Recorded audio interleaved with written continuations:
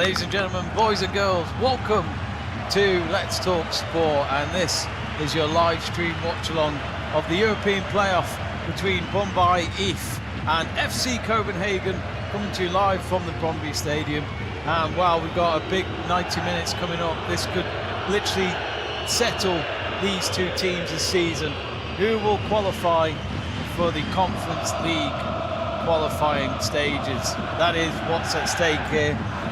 Welcome to the live stream. Get in touch on the live chat page. We'd love to hear from you. And of course, the game is just about to get underway, and it's quite the atmosphere. It's a sunny evening in Denmark, and of course, this is a big derby. Only 25 kilometers separates these two grounds. Who will be the winner this time? And it looks as though we're just about ready for the kickoff. FC Copenhagen will start from the left side for this first half in their full white kit, and Brondby playing in their yellow Hummel shirt. You know, for any of our viewers, I do love a bit of Hummel when it comes to football kits. All the players are ready to go. We're just waiting for the kickoff. I think we're a minute early. I think that's why the referee's probably waiting for the TV broadcasters to tell them, give them the green light, you could say. Beautiful evening, great atmosphere as expected for this derby. And we're just waiting for that referee to blow the whistle. And I'm waiting to click play on that match clock just below me on the screen. Just make sure my mic is working. Sometimes I can start the stream without the mic being on, and here we go then. And it's FC Copenhagen who kick off the game. They attack from left to right. Brondby from right to left. Actually, I forgot to say that Brondby are playing in blue shorts with blue socks with the yellow mustard shirt, and I must say there's a lot of Coleman's mustard shirts being thrown out on all the stands around here. There are many yellow shirts. I'm not sure where the Copenhagen visiting team are. I haven't seen them in shot yet in this Europa playoff. It's gone back with the goalkeeper of Kotovski. The Copenhagen #1 makes a kick down the middle. We got some messages already. We got Vinko Ramos reaching out saying supporting Copenhagen, and Marcos Lopez greets from Peru. Hello Vinko, I think you were on our stream last week. Anyway, here come Brondby with the cross. Already a clearance having to be made in the 6-yard box. Copenhagen deal with the danger. There's a collision there between two players, and as the referee giving a throw, or is he going to give a free kick here? It was one of the Copenhagen players that fell to the ground. We've got Calvin Valentin saying Marcos Lopez with a Peru flag. There might be quite a few Peruvians watching this stream, and he is starting today as a left back for Copenhagen, number 15 years. So of course, if you're not used to the stream, our starting lineups for both teams are on the screen. I'll quickly go through the bench actually. So for the hosts of Brondby, it is Lauritsen, number 5, 11 is Bungard, 13 is Beavers, 19 is Fakudu, 22 is Sau, 30 is Van der Boogie, Poulsen is number 36, Canute is 37, and Jensen is 42. For Copenhagen on the bench, it is Pereira, number 5, 9 Makoko, 24 is Mailing, 30 is Achore, 31 Ronason. We got Clem in for 36, Hoja for 38, 42 is Anka Mafiello, and 44 is Vianney. So that's the bench. Of course, can't see that on the screen. So the free kick's finally taken for Copenhagen. They did win a free kick from that, and it's a long kick from the goalkeeper deep into the opponent's half, only for it to be a bad error there by Suzuki, and he's given the ball away here on the left wing to Valles, and here he is again. He makes the cross. No one in a yellow shirt there to pick it up, and it just went past every player in the 18-yard box, and only for it to go out for a throw-in on the far side. Joe Crosland reaching out to us. How are you, Joe? Says big call from Brondby to put Jar Jar at the back. Well, Mr. Godfrey are we talking about? course, a couple of English players. Well, I'd say a couple of English. Yeah, well, it's a English centre-half pairing of Godfrey and Binks starting for Brondby today, or Brondby. If I do make any pronounces wrong, ladies and gentlemen, please do say. And you know, while it's a Danish Superliga stream, of course I've got to have a nice, cold, refreshing can of Carlsberg. We're into the 20 zone today in terms of temperature here in England, so I think this calls for a cold Carlsberg. I had one last week when it was the Danish Cup final this time last week, when sadly for any of you Copenhagen fans, it was a home defeat to Midtjylland and a 1-0 defeat. It's going to be a goal kick for Copenhagen, and it looked as though it was Jensen that was chasing the ball down, but it was shielded by Buta, the right back. Anyway, cheers everyone. Oh, you know what? It doesn't taste that bad after a day of work. Leo asking, still no one booked. We've only had 4 minutes. I mean, there's a lot of yellow in the stadium, but not a yellow card yet. Meanwhile, back with the game. I've not really seen much from either team yet, but again, we're only in the early stages. I think both teams just trying to settle their nerves, maybe. I've just now seen where the Copenhagen away supporters are. They are to my left, bottom left corner. I don't know what the capacity is for them, but I can tell you that the stadium is at a capacity of, I did have it here written down and I can't even find it. Where are you? Oh, there we go. It's well, capacity is 28,000, but the record was 31,000 a few years ago in a derby against FC Copenhagen. Meanwhile, it's with the Brondby back line, and it's between what looks to be, well, of course, Godfrey and Binks representing their country of England. Woohoo! Now remember, this is a well, you could say a one-legged match, no 2 legs for this. If it's a draw after 90 minutes, it will be extra time and penalties. Will it go the whole way? We don't know. There'll be a corner, I think, here, our first one of the game.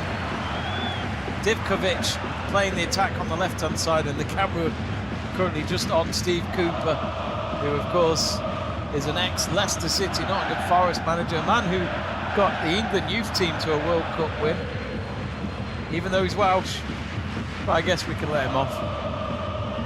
So 6 minutes in, first corner of the game on the near side for Brondby to take, and it will be number 10 of Lass, the captain. I had it down that Delaney for Copenhagen was captain today, but that might be wrong. I'm sure I've seen another player wear the band for them.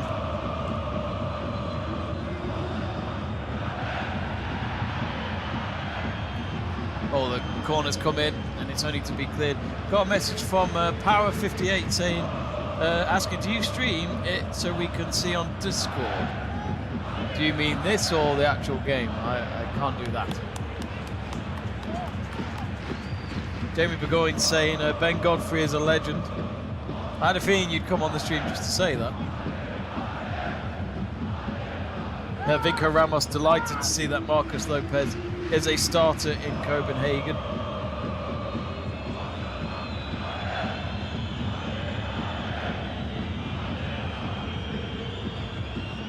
Not much to discuss yet from this game. Of course, Brondby had a fantastic win against our cup winners last weekend. They were 2-0 down. Just as we say that, we've got Copenhagen going on the attack, and it was a save at the end. And it was Aouyanusi who had the shot on target there. That looks to be our first shot on target for this game.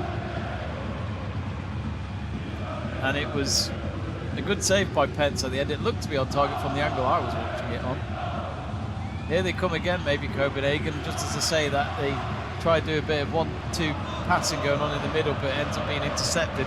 And now it's kicked long and wide to the left-hand side of the Copenhagen half. Good pressure that was by Ambeck. The FC Copenhagen supporters are bouncing up and down, jumping up and down. They're in good spirits despite what happened last week in the Bullekem final. And of course, I was talking about Brondby before. It's a goal kick for Copenhagen, by the way.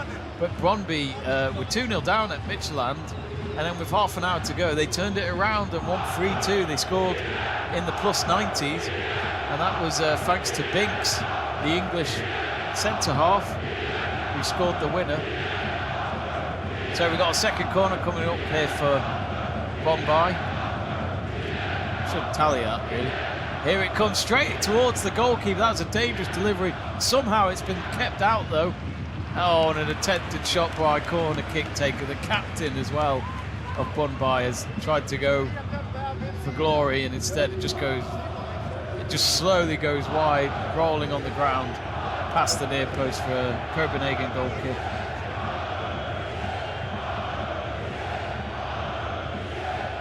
We got Jamie Davies. He's giving me a warning, folks. He sent me a threat. Says I won't have any bad words about him. Well, you knew, so they're just showing the replay of his shot before. So Copenhagen with the best chance so far, as we are 30 seconds shy from the 10th minute. Claire Barrow mentioned 1.5 goals. Some of you put a bet on that, have you?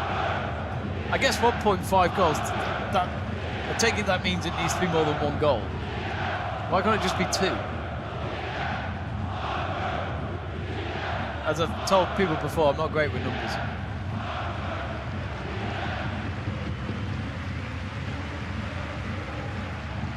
Now you'd feel as though Brondby are the team with more pressure. They finished 4th in the league this season. That's why they're playing against Copenhagen in 7th. We didn't check the table. We'll check that in just a moment.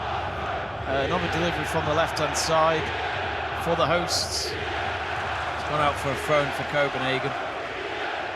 Let's check out that table. And as you can see, Brondby getting that 4th spot. And for Copenhagen, while they were fine in their division of Group B, they may have had a bad league season, but the second half of this period, of this campaign, you could say, has been a bit more comfortable for them. But of course, maybe playing against teams lower in the league has not helped Copenhagen at all. But hey, you have to earn enough points to be in that top 6. So that's how the table finished after the weekend.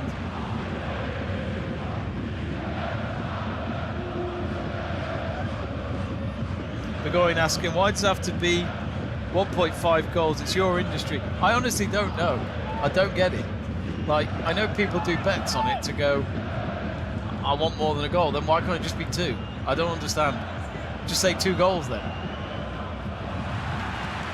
There's a throw in here for Copenhagen. Biggs with the clearance. We'll check out the kits at half-time. I want to display the Brondby ones. I love anything to do with Hummel. Well, Bo Svensson watching nervously. I don't think he could stand up or sit down at the moment. I think after the result last week, he needs something to end the season good with. It's a short throw-in. It's back towards what looks to be Madsen. And now they look for a delivery into the box. It's approaching the left-hand side. Just stays in play, but it's cleared. And it's gone all the way back to the back line of what looks to be Zanker. Has Zanker been fouled? The referee says so. I forgot to say that the referee today is Martin Cruyff. Sorry, Martin Crow, that is. Martin Crow. He's our match referee today. I don't normally note down the refs, but I thought for this one I would.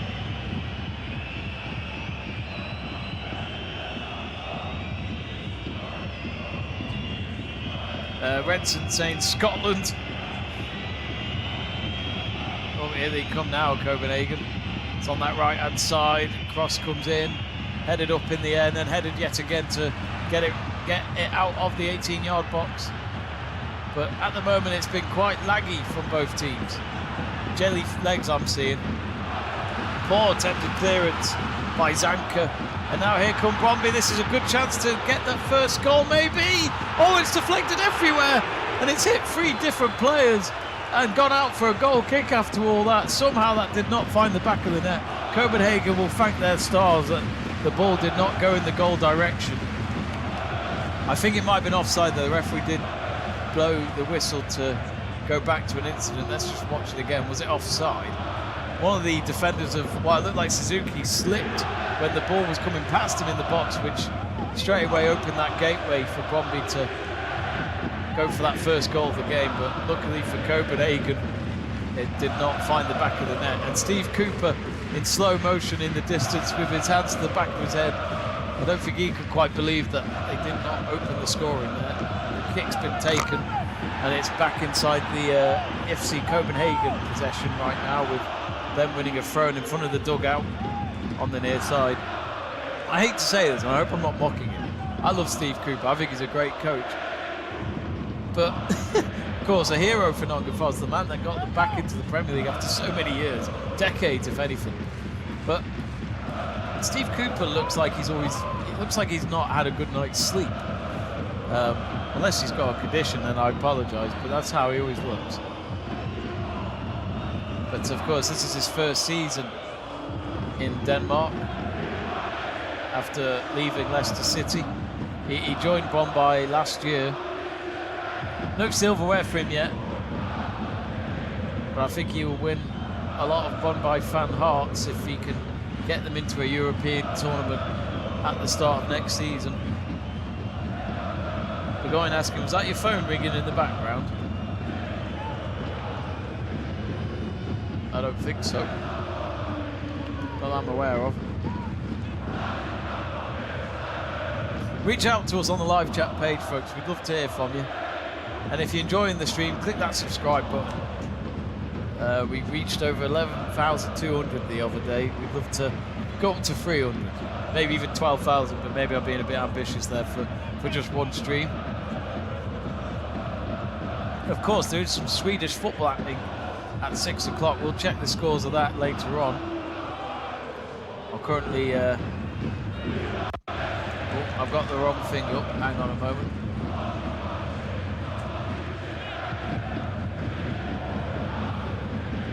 We do have our video printer.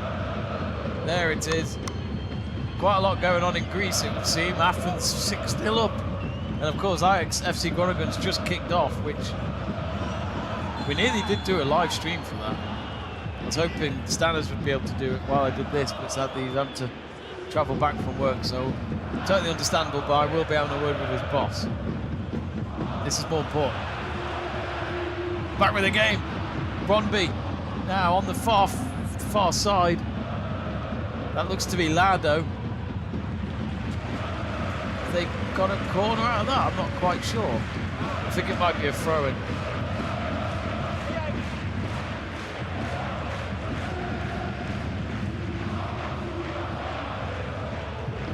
Vinko asking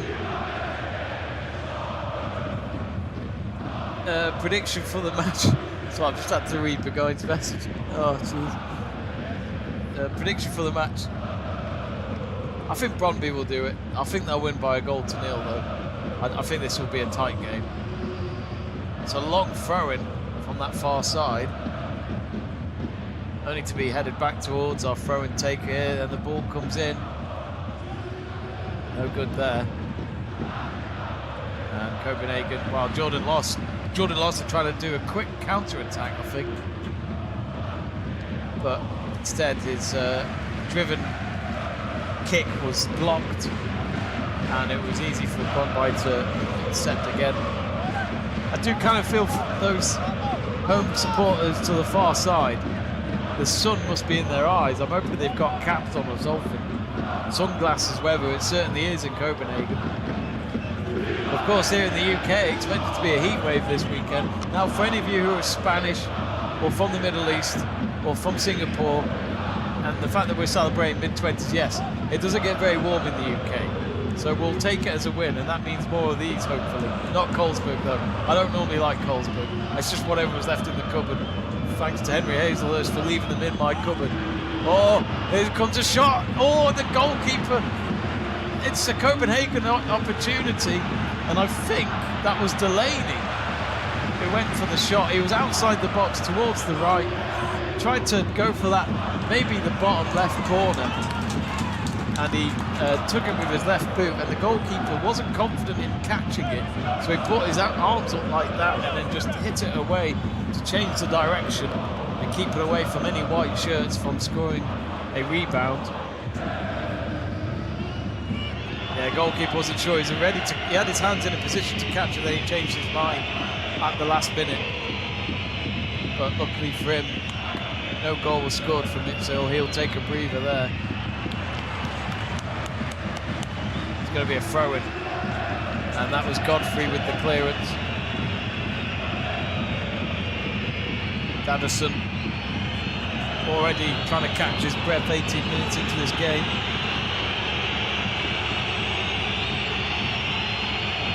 What else Steve Cooper's finding Denmark anyway? He's got Alan Tate as one of his coaches. Alan Tate as a massive fan of the Welsh Premier League. I remember watching him play for, say I'm a big fan, I've just forgotten. I think it was Port Talbot, after he had a few seasons at Swansea and also Crewe Alex. Long throw in, here we go then from Suzuki. Headed out again, and I'm not sure what that effort was. It just got kicked up in the air, and that's going to be a goal kick for our hosts.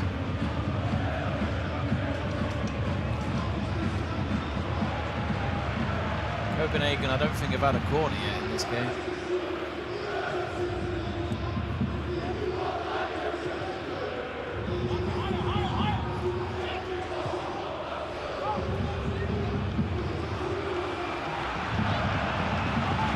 Great to have so many of you. Do reach out on the live chat page. We do love to read out your messages. I know you could do super chat, but I'm not too fussed about that. If you want to, that was very kind of you. I love to hear from our viewers. Oh, and it's just through this shot ball. Good defending. Last-ditch tackle. It was a loose ball, and I'm not sure, it might have been Binks who got there. And I think he kept it away from Daddison. And that was a big moment in the game, because Daddison, it was a ball that got deflected on the way into the box, and then all of a sudden it looked like they could get through on goal out of nowhere. It was a flick out of nowhere. It was actually Hayunusi who lost it, and I think it was Daddison who got the flick. Brilliant defending there. Just trying to figure out which player that was. It was actually Veledsen. So Veledsen, I think the goalkeeper will kiss him on the head when he gets a chance, because that was brilliant defending. Because that could have been an easy goal for Copenhagen.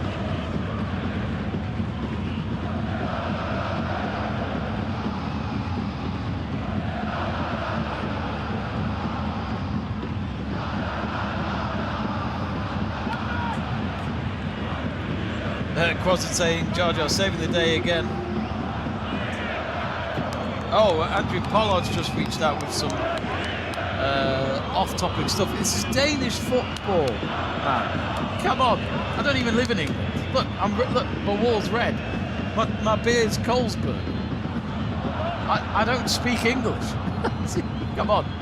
No, I'm joking. He says, a total side note, but thoughts on Harry Maguire announcing he's missed out on the World Cup squad. Brave by Tuchel, that's very brave.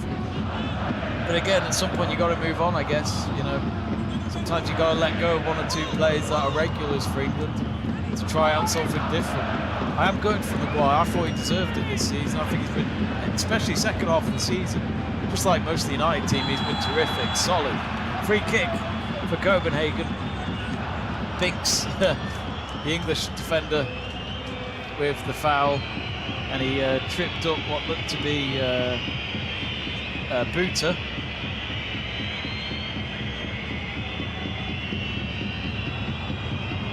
Not really had much set piece threats yet from our visitors.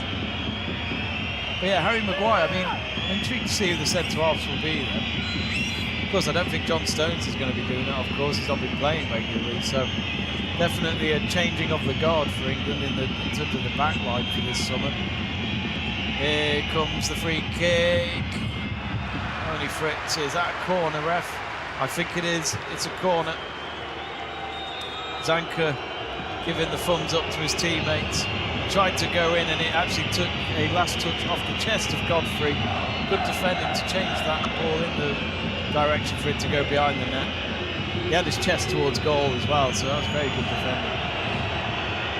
Yes, same. Yeah, just confirmed it is their first corner of the game. I thought it was.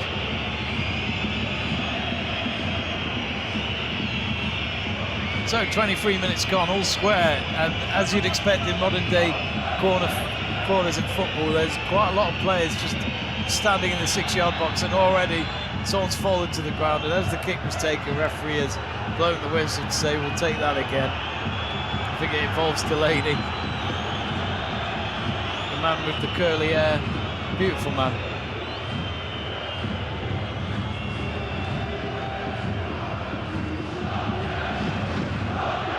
Yeah, he falls to the ground as he was trying to run across in the 6-yard box from the net outside to the edge of the 6-yard box. They'll try again with this corner. Sea of yellow everywhere. Copenhagen fans, well, the players would love to score in front of the home end. There's already a lot of physicalness, little bit of pushing and shoving. There's not enough room in the 6-yard box, ref. Can't move. It went across, it went past everyone.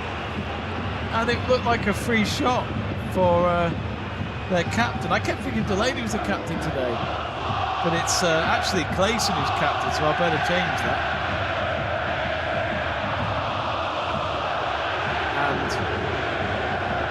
And he hit the side netting after all that. Joe Stanley shouting Larson, you wished he played for Liverpool. Both Jordan and Henrik. Jordan's had a good season, he's their top scorer, only 13 goals in all competitions. But hey, you know, could that might hint maybe a lower league, not a lower league, but a lower team, ranked team in the Premier League to go for him. And Lee said Brondby there, blocked by the goalkeeper, and Danke will head it out. Zanke, heads it out for a corner. That was Lado who found himself in front of the goalkeeper, tried to go under his legs, but luckily for the keeper, he made enough contact with the ball for it to bounce up in the air past him, but Zanke was there covering the goal, ready to just head it out for a corner. I believe that will be their third corner of the game. So here comes the corner kick. Straight into the box again, and there's a chance for a volleyed effort, and it's blocked out for another corner.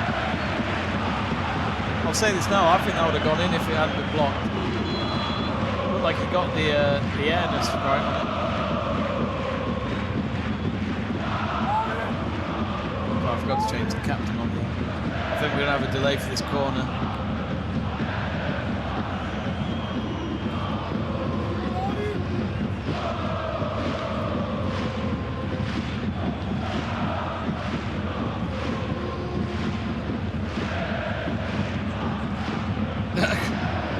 Stanners says that Arnie Slot would ruin Larson. Just not been the season for Liverpool, has it? I mean, I'm not complaining. Maybe you missed the days when you had this on your shirt. Look, I'll be honest, no offence kids, but I do miss alcohol brands on football shirts. It was a beautiful time. And I think it's next season that gambling sponsors are no longer on the front of this shirt. I think they can still go on the sleeve, I heard. Of course, last night, I can't remember if it was, I don't think it was UEFA rules. I think it was Turkey rules, because of the Europa League final being in Besiktas. Sorry, not Besiktas, in Istanbul.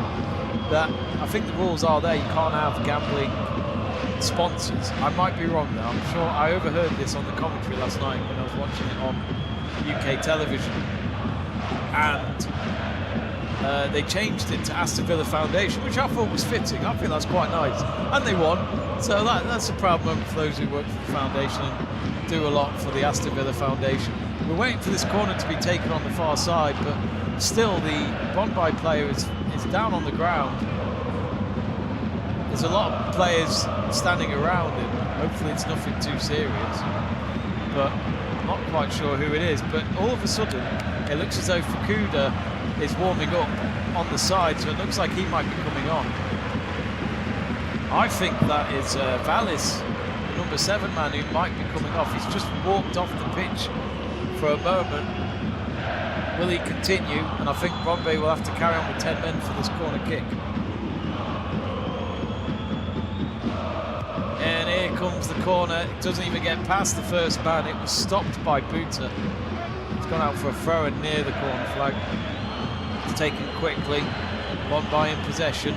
Swung into the box again. Doesn't find anyone in yellow. It was headed away by Suzuki. Bit of head tennis going on just outside the 18-yard box. And now with Kostic, and it's only to go miles over the bar for the goal kick.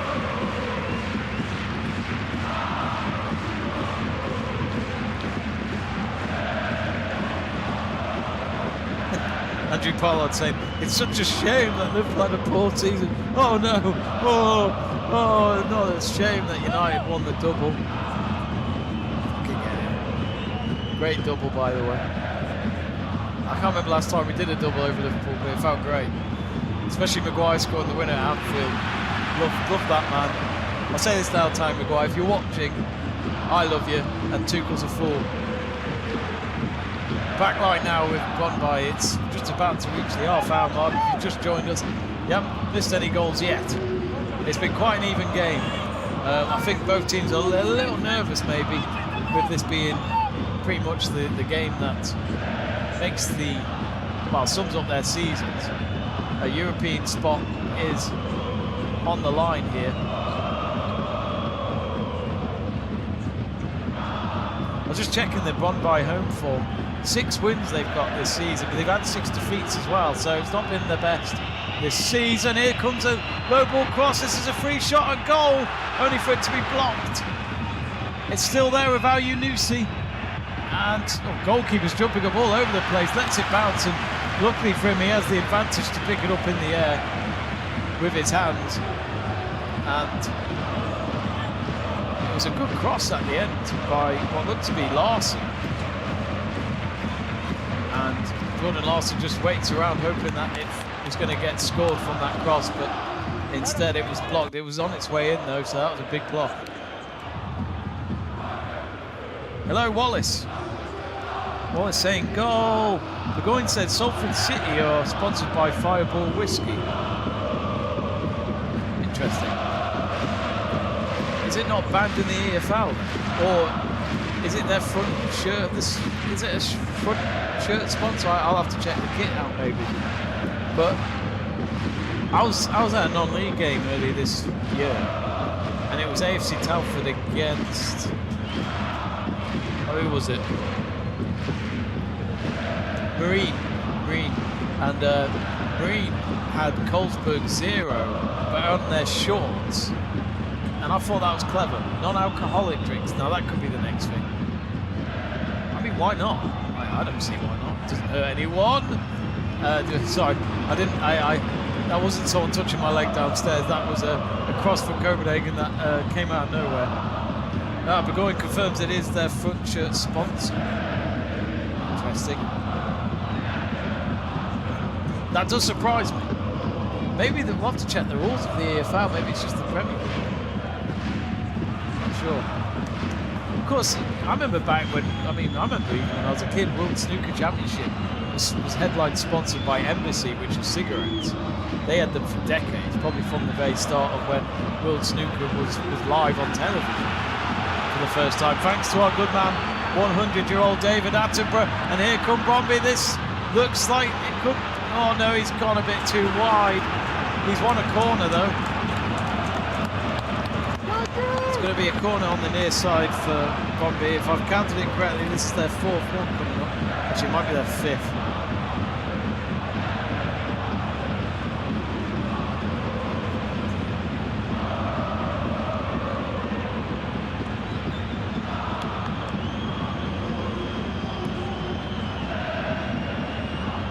Corner then.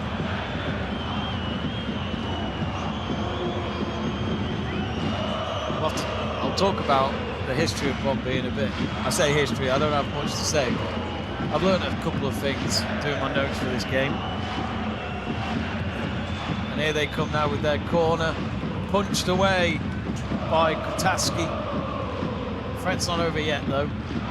It's on the far side with Lado. Well, that was, after all that, it just rolls straight to the goalkeeper's hand. And he tries to go quick with it, he boots that out of his hands, and that's a good header forward. Is he not offside? I don't think he is. Danielson falls to the ground in the penalty area. Referee actually says there won't be a penalty because it was actually offside. But the manager, Svensson, just went up off his chair and gave out the thumbs up to his players. He really liked the approach they made there.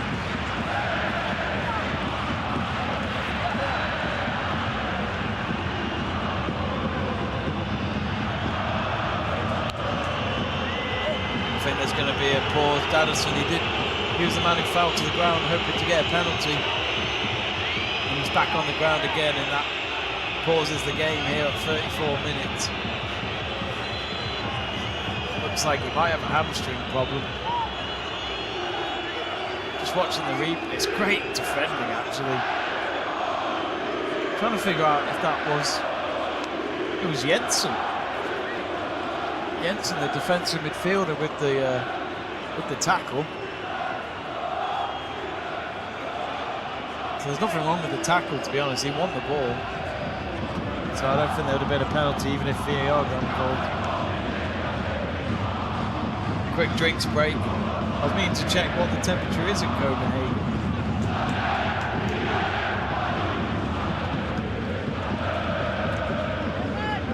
– 17 degrees at the moment.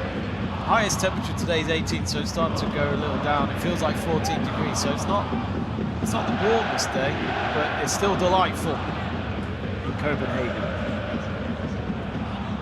20 degrees where I am. Where my girlfriend lives, she's got it at 21 degrees.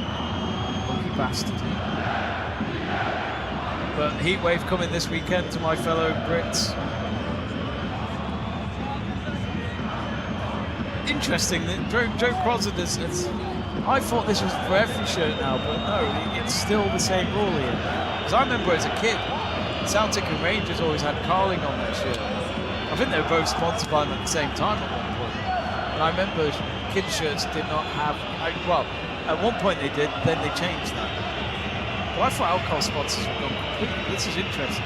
Crosland says alcohol sponsorship isn't banned in the UK. Shirts except for youth shirts.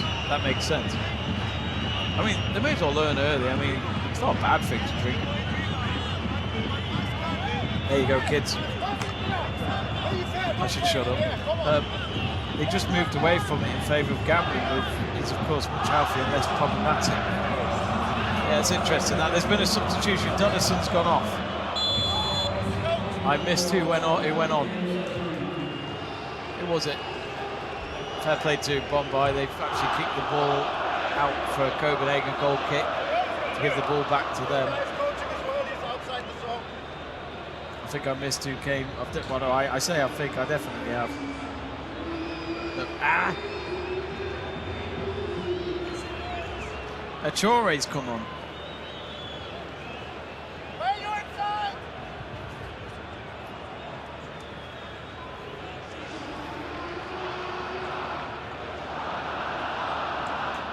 Just change that on our lineups.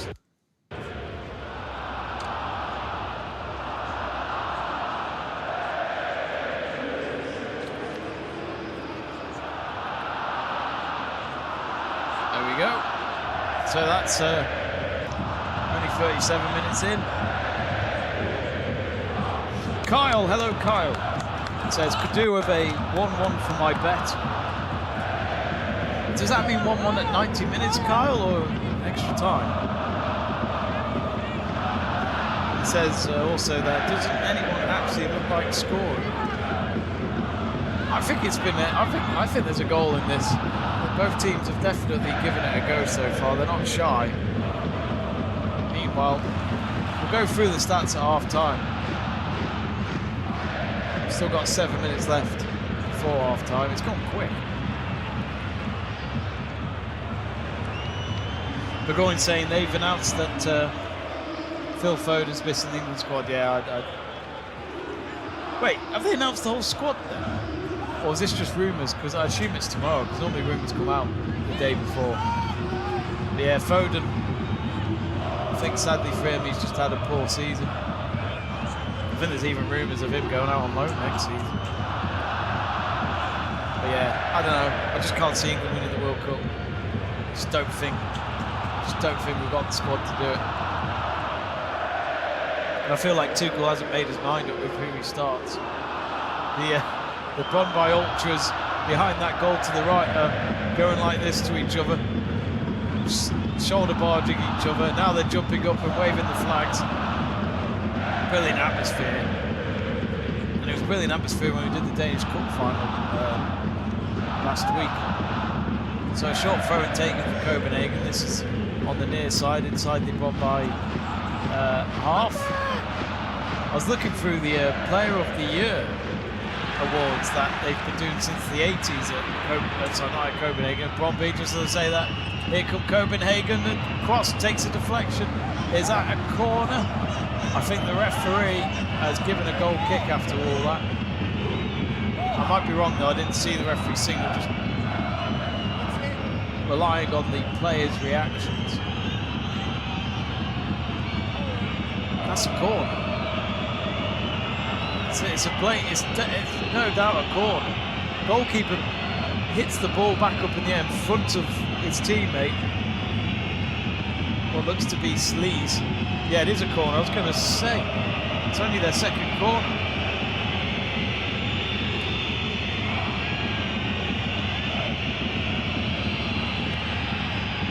Here it comes then with the corner yet again. No one in a white shirt to pick up that.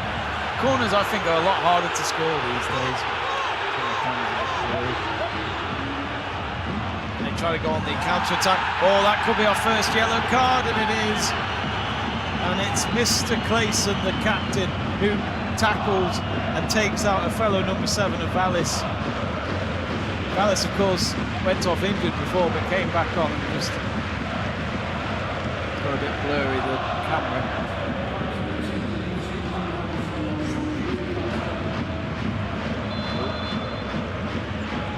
I might have to move my head a little bit.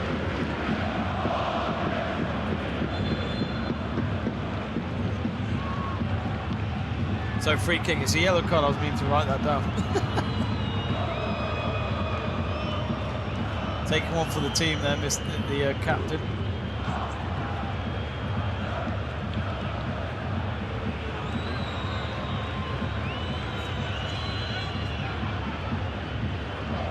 We had a red card in yesterday's watch-along.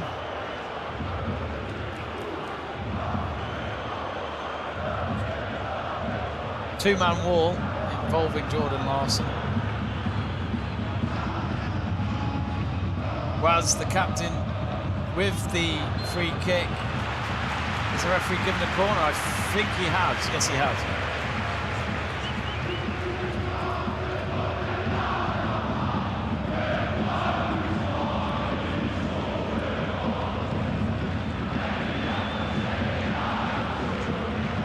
Says Maguire is a baffling choice. He finds another gear when the Three Lions shirt. Completely agree. Especially Euro 2020, he was amazing.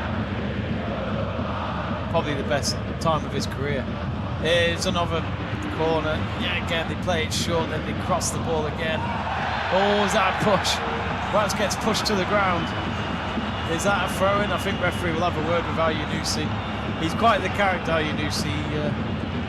Certainly likes to get vocal. I mean, he does push it, but I think he knew he wasn't going to keep that ball in play.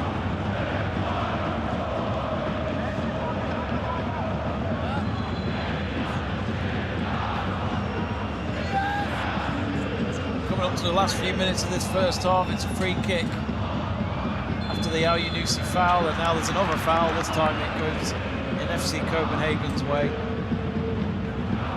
Vallis not happy with that decision by our referee. Yeah, he pulls the shirt down of Madsen.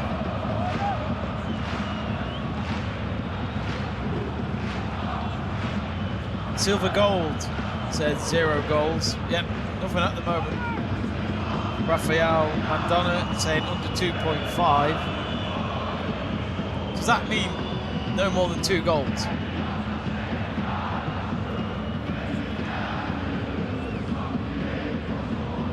It's been a tight affair.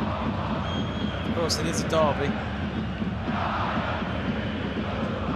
Yeah, I was looking at the players of the year that have happened over the years at Brondby, and I had to mention at least 3 of them.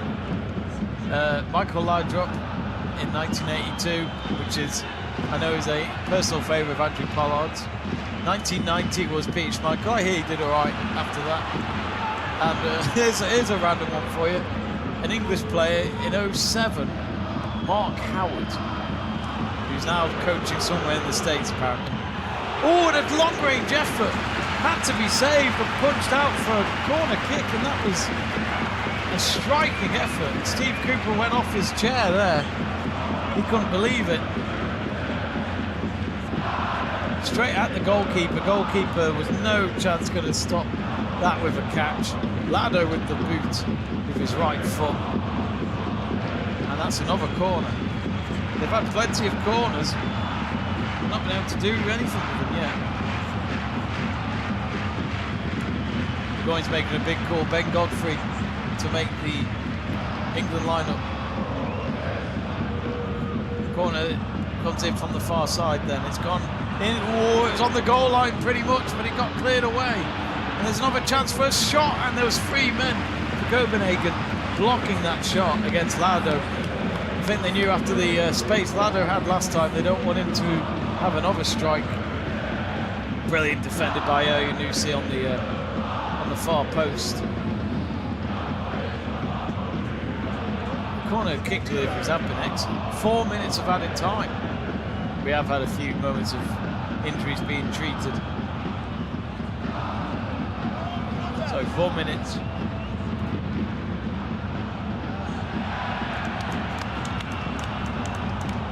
Copenhagen have a throw-in.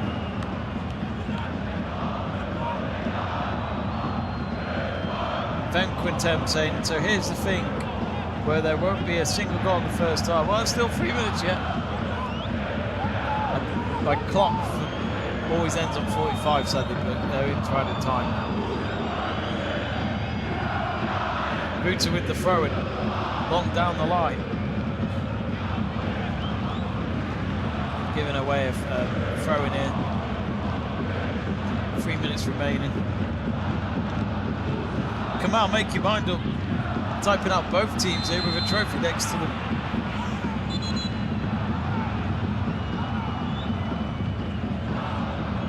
Free kick for Delaney to take inside the Copenhagen half.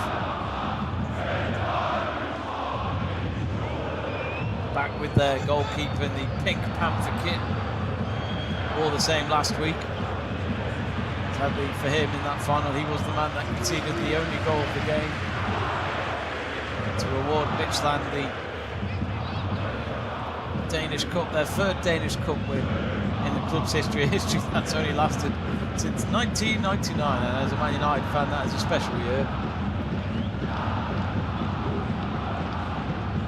Because we beat Liverpool in the FA Cup. That was why, yeah. Last minute winner from Ole Gunnar Solskjaer. Goalkeeper came out for the loose ball, but it was cleared away at the end for Copenhagen. Of course, I don't think the schedule's come out for next season yet in the Superliga, but we'll have to maybe have a look when the new season starts, because we'd love to do more watch-alongs for the Superliga for next year. Typical would be to start doing it now when the season's pretty much wrapped up. Minute and a half left of added time. And if you're... Actually, let's just watch this long throw and come in then. Approaches the edge of the 6-yard box. Referee has called on a foul there against Brondby. And it will be a free kick.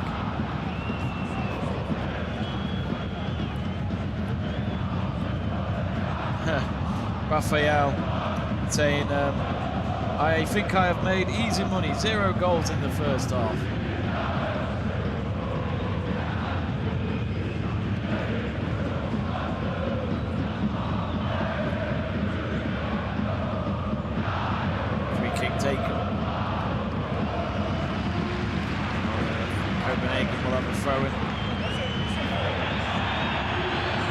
fence and scratching his head there while wearing a cap. Kamal's really hoping for a goal.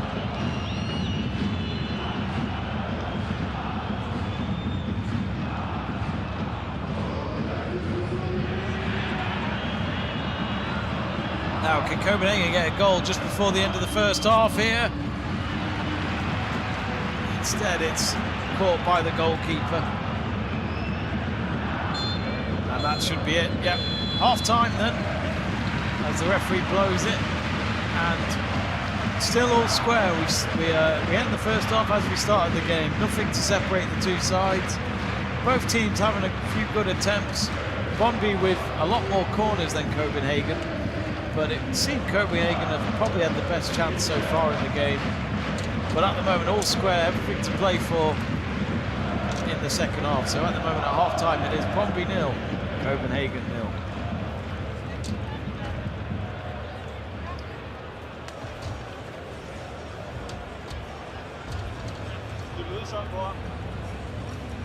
Reach out to us on the live chat page, folks. Let us know what you want to talk about at half-time.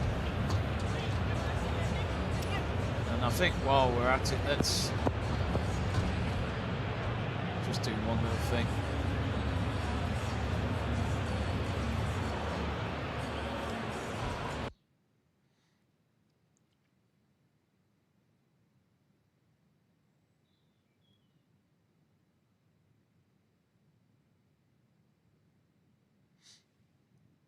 Excuse me.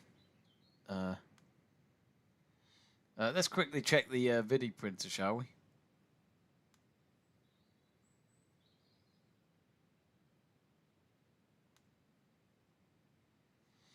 At the moment, looking at the Ajax game, and they are ahead 1-0. Ajax from Davy Klaassen. What a legend he is for Ajax. Maybe not an Everton legend, but certainly an Ajax legend. He has separated the scoring on the 24th minute against Groningen.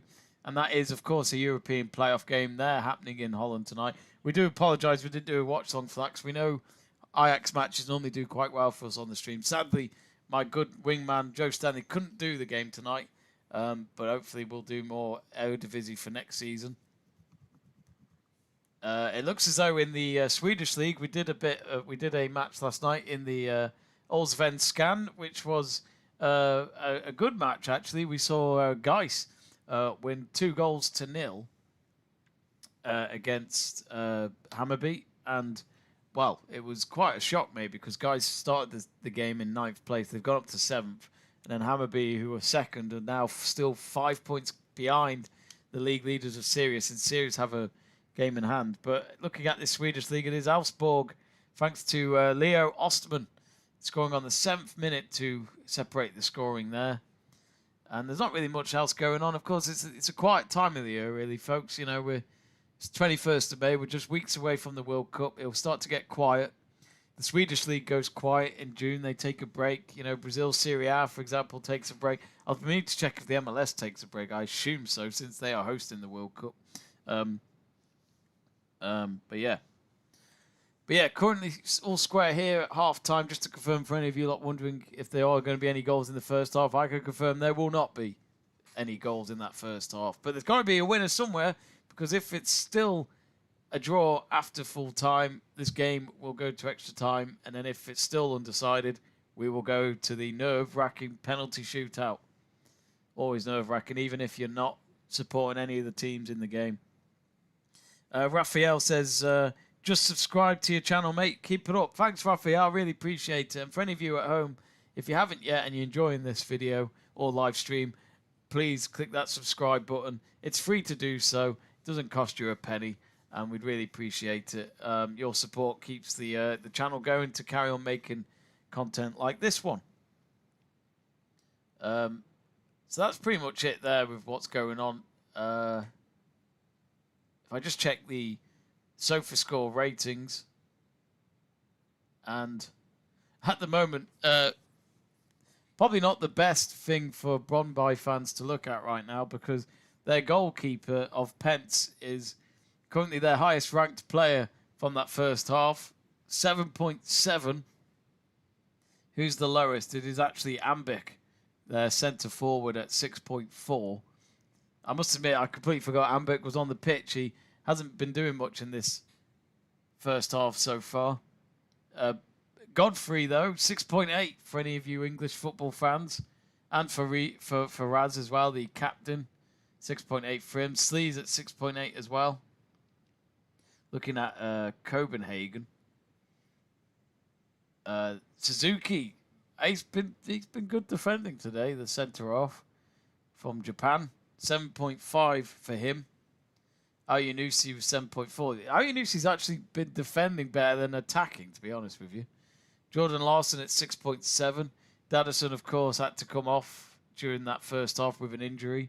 He's on 6.4. Clayson, the captain, of course, he got a yellow card as well, so that doesn't help with his ratings at 5.9.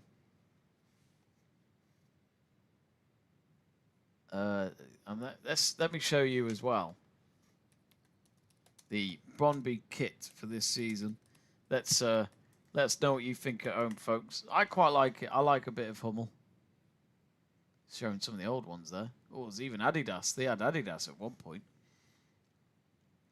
I think this is the one. Unisport. Okay, it's a bit plain, but I like it. It's safe. It's a safe one. That's what it looks like at the back. There's the front. Of course, another betting company as expected on the sponsors. I did forget to say that Copenhagen have got Carlsberg on their sleeve these days. They used to always have Carlsberg on their front of their shirts, but they've changed that. 2 stars there for Brondby on their badge as well. Oh, I love Hummel. I keep saying it, but I just love Hummel. If you want to get that's €51 apparently. Bloody hell. What do people say in the reviews, actually? Are they happy? Oh, they're all 5 stars. They're happy. Let's check out the FC Copenhagen home shirt, which I'm sure we looked at last week. Yep, there it is. Oh, they've already got it on classic football shirts. I do like this shirt. It is a good one. Smart. You can't go wrong with collar if it's done rightly. And it is Unibet. That's their main sponsor. Carlsberg there, you can see it there on their left sleeve. $39.99 on classic football shirts at the moment. Yeah, I like it. It's a good shirt. I'm just wondering if we can find out if the Superliga schedule is already up for next year. Probably not. But I might have to check out the BBC News in a bit. No, that's not right. Nah, I don't think we will. I might have to quickly check BBC Sport if there's news about players not making it for England, for any of you English football fans. Maguire said he's shocked. So Foden and shocked Maguire to miss out on World Cup squad. Oh, yeah, 26-man England squad. Oh, it is on Friday, announces it. Okay. So he is shocked and gutted. I'm surprised he said shocked and like not maybe I don't know. Be interested what people are saying in the comments for this one. They were named in the previous squad for March, but even though there were friendlies against Japan and Uruguay. But yeah, I think Foden makes sense.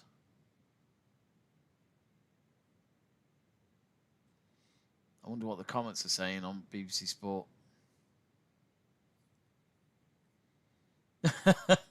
Someone's put the worst part about this is that a place in the squad will be wasted on Jordan Henderson, who's past his best, and Maguire has been in great form this season. You know what? I completely forget Henderson's still playing. Where is he at now? Isn't he at Ajax still? I think he is. No, he moved. No, he's Brentford, isn't he? One was saying, yeah. Imagine if he gets in. Jesus. I understood the last few tournaments, but not this one. I don't think that makes any sense. But yeah.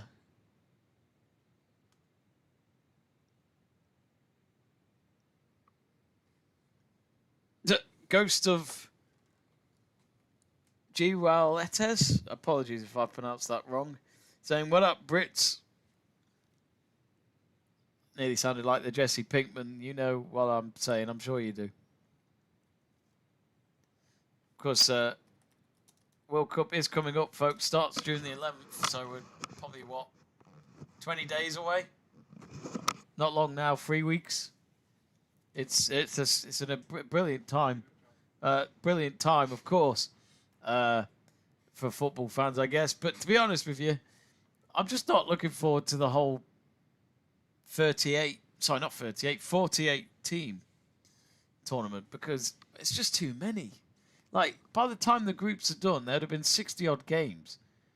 I think it's 70 odd, if I can remember rightly, and that's already more than what the last World Cup was with 32 teams, because the last World Cup, the overall total, including the groups and the knockouts, is 64 games. It's too many. It's too many. The 32 team was enough. I was going to do a video a few months back about how much I'm already not looking forward to this World Cup, and I wish I did it now.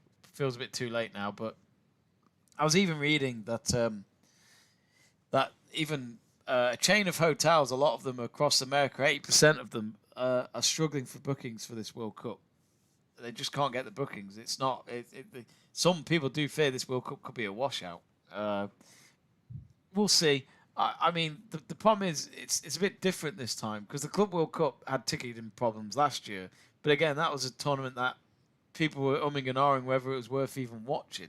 I mean, I watched some of it because out of interest, I quite like the idea of the format, but it's also asking a lot from players to stay at a club that they are potentially leaving that summer, to then stay on to play the tournament and then find a new club possibly after the tournament with just weeks to go till the new season again, which are long seasons. And I don't care what people say about, oh, they earn a lot though, Jamie. I'm like, yeah, I get that, but money doesn't do everything for you. Money doesn't just get you out of tiredness, for example. You are just going to be physically tired and possibly mentally tired. You know, these are celebrities. They have a lot to deal with. I know their lives are quite easy, but, you know, they've had to work hard to get there, in my opinion. So, yeah, I remember that Club World Cup, and I remember the day before the opening game was between Inter Miami and Al Hilal. That was the opening game on a Saturday night, if I can remember rightly. FIFA were literally trying to make sure the stadium was a sellout, because it's an opening game. They want to make it look good in front of the broadcasters, and especially the TV cameras, while that game is getting broadcasted all around the world. Because they had that deal with DAZN, which DAZN was showing it around the world, basically. No other TV networks were interested, I don't think, unless FIFA made it an exclusive deal to DAZN. And DAZN was free, so I think that's why they agreed on it. But they were selling those tickets for nothing. Like, they were even trying to sell it to, like, local Miami students. At, like, I think they were even saying, if you buy 5 tickets, you get 10 tickets free. They were so desperate. And I don't think they had a resale platform for that tournament. They do for this one, but I think that FIFA have had it so that let's say you can't make a World Cup game and you want to sell your ticket, no problem. You put it on the resale platform that's owned by FIFA. The problem is, though, is that you could put any price on it. And annoyingly, FIFA, of course, have made it look obvious that they are going to make money again by getting a percentage probably out of you if you sell it for more. I don't know if that's true. I need to check that. But you could put $1,000 on the ticket even if you paid $60. It's just barbaric. And I'm sorry, but it's going to be a lot of travelling alone for English fans, for example, and Scotland fans. But it's a lot of money. I think some people are looking at the fact that they're going to have to be spending at least $7,000, and that's just for the group games. It's too much. It's too much, and this is why I've said it before. I'll say it again. I'm not going to go further into this because the game will be back on in a minute. But there is a way.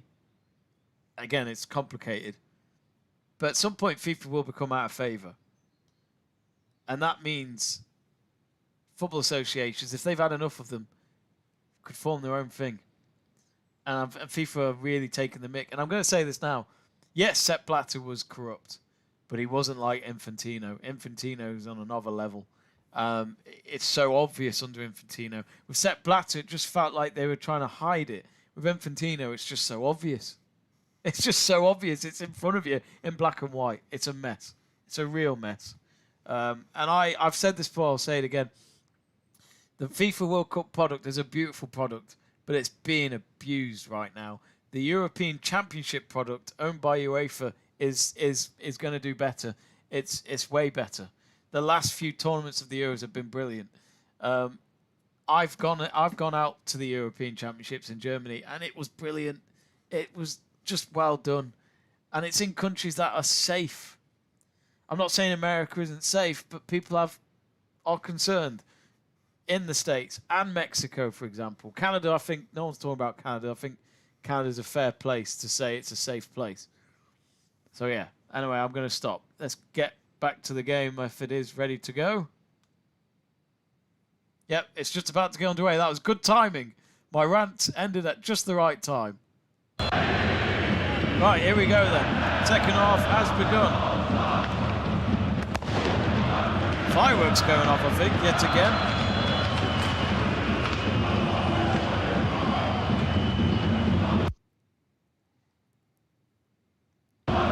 I'm not sure if there was any substitutions. I'm just going to double check.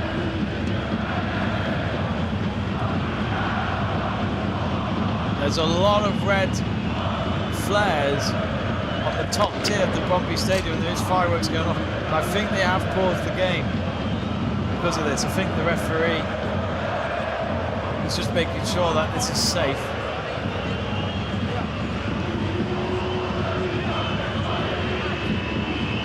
Copenhagen managers having a word with the fourth official. Not sure what they're talking about. Steve Cooper's just chugging a bottle of water in his seat.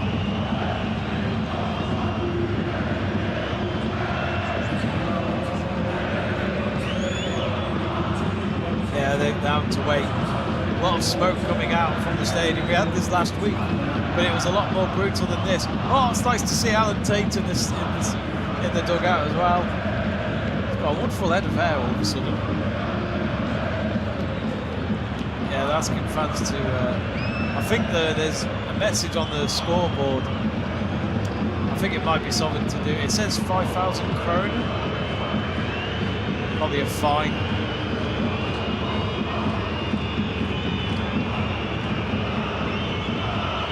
So I don't know if they've paused the clock. That I'm not sure of.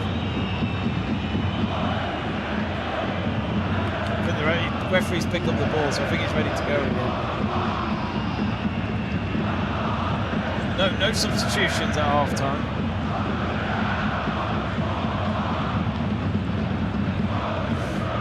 Andrew Pollard said Luke Shaw also out of the England squad. You're kidding me? Oh, I must admit, I'd have expected Maguire to get in more than Luke Shaw, so maybe I'm not surprised. Game is back underway. They haven't paused the clock. So for this half, Brondby attacking from left to right, Copenhagen from right to left. All square enough, pretty much starting the game again with the second half. We've got Alonso Garcia on the live chat. Hello, Alonso. And they say, what are your bets, mate? Cheers, Copenhagen.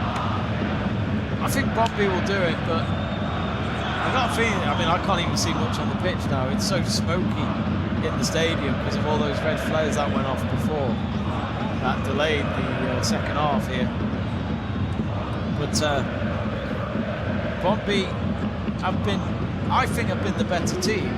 FC Copenhagen look like they're getting slowly confident in trying to steal this game. It feels like this is a one-goal affair, but who wins? I'd have to put my bets on Brondby maybe. And Alonso also says, as an American, we're bunts. I'm a descendant from Mexico, but they're bunts too. I hope Brazil do good. I'd like to see Brazil win the World Cup. If not England, of course, then Brazil. I'd like to see Brazil win it. Anyway, here come Copenhagen. I can only see a bit because it's quite misty. It's still in the box, and the loose ball's been booted up in the air. Is it your first time watching us on Let's Talk Sport, Alonso? If so, welcome. And if you haven't yet, and anyone else, click that subscribe button. It is free, it doesn't cost you anything, and it helps support the channel. And give us a like as well if you're enjoying the watch on. The plan is to do more Danish football and maybe Scandinavian football in general next season. Swedish football will be taking a break after May. They'll be back in July, but we might try and do 1 or 2 games before they have the World Cup break. Meanwhile, Brondby now, oh dear, that was a poor attempted pass by Slees. Slees was one of the highly rated players on SofaScore at half-time, I'm not sure about that. Here's a run now for Mature, who came on in the first half. He was hoping he was going to get a corner, and he's not happy with the referee's decision in front of the away fans as well in that far left corner. Oh, thanks Alonso, already subscribed, thank you Alonso.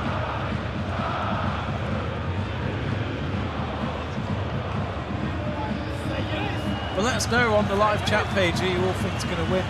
I did have the, there's been a yellow card, I think that's for Bo Svensson. The manager of FC Copenhagen is now having words with the 4th official. Must be for words maybe, I'm not quite sure. No, actually after, well, 70% of you have gone for FC Copenhagen. Brondby at 30% so far. Ooh, that was a late challenge, was it? No, referee says play off. Actually did get the ball. Now it's with Mature again, stopped by Slees. Slees does really well shielding the ball away from him and takes him down. Now Brondby out to the midfield. With Jensen. Jensen on the right hand side makes the cross. Oh dear. Whoa, it didn't even, well, it was a cross. It just was too high and went too far away from our players in the 18-yard box. And that's gone out for a Copenhagen throw-in just near the corner flag. And Buta jogging over to pick up that ball. And if anything, Buta's quite a brave man taking on the Brondby fans on that far side. Quite a few, just from lip reading, have been quite abusive to the players on that far side. For anyone in a Copenhagen shirt, which is expected, I guess. Especially this being a derby. 25 kilometres separates both stadiums.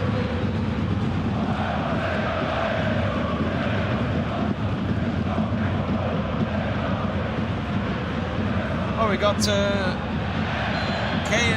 that Kaeling Huff? I apologise if I pronounced that wrong. Also first generation Dane supporting San Diego Football Club. Drea and Invartsen. I do apologise, I'm not great at pronouncing. Kayla's saying 1-1. Well, we've got to have a winner though. I was tied saying Ghana Copenhagen. Cologne saying 1-0. Is that a big link up with Denmark and America? Love to know. Meanwhile, back with the game. It's with Suzuki. Now across to Buta. Buta just entering the Brondby half.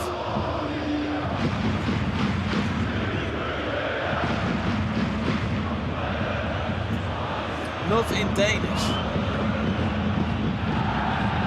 Love in Danish. Is that? Does Kalai mean love in Danish? I'm gonna have to check that out.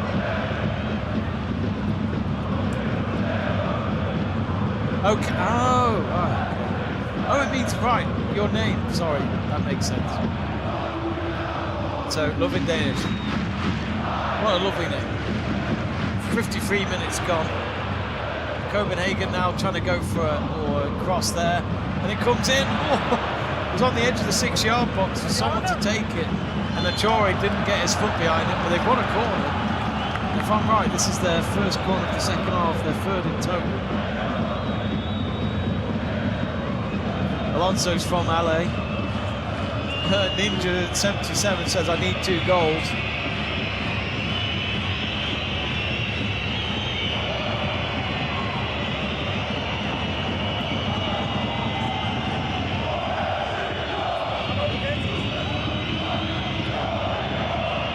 comes the corner then, Ayunusi with the delivery. Only for it to get kicked out of play. It goes down to the centre. Oh dear, that's a slip. And Brondby could find themselves in front. Oh, is that a red or is that a yellow? There's going to be a booking here from the referee out of 4. It's going to be a yellow for Lopez. I think Brondby players are calling for a red. I mean, technically, could he have been last man near enough the halfway line? VAR might get involved here.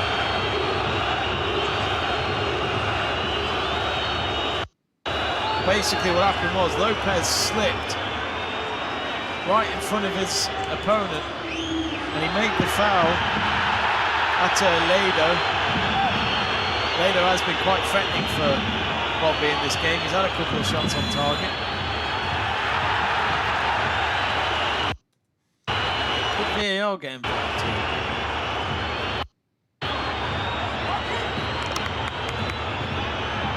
Referee won't let this free kick be taken yet.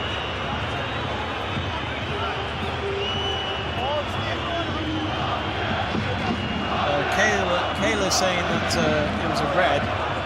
Was it last man though? I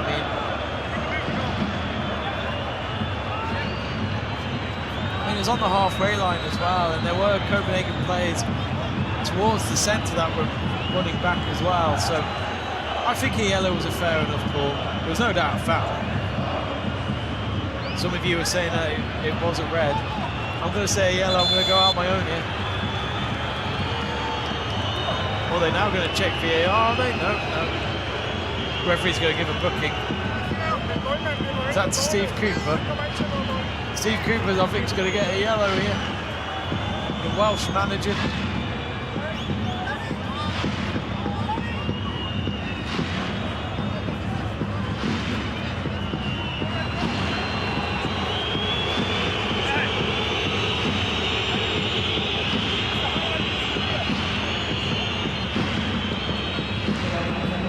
It's a yellow for Steve Cooper. He's off in his head. Free kick's taken. It comes into the box. It was a lobbed cross going forward but goes nowhere.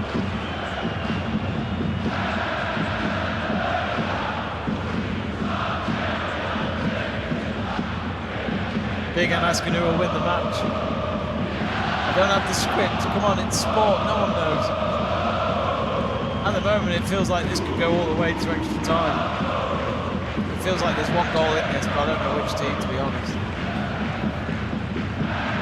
And now the goal kick is taken. And as you'd expect, it's starting to get a bit physical out there. Godfrey actually wins the free kick. I thought he gave away a free kick. The referee actually says Godfrey was the one who was fouled by Clayson. Clayson's not had a good game yet as captain for this last match of the season. Oh, and the cross, it just bounced over Lado. That was a bit of luck for Copenhagen because their defenders looked all out of position. Malone says that Began will win the match. Fark says red from that early incident. Some would say it was last man. I think VAR was talking to the referee on his earpiece, but he was happy to leave that and not keep it as a yellow.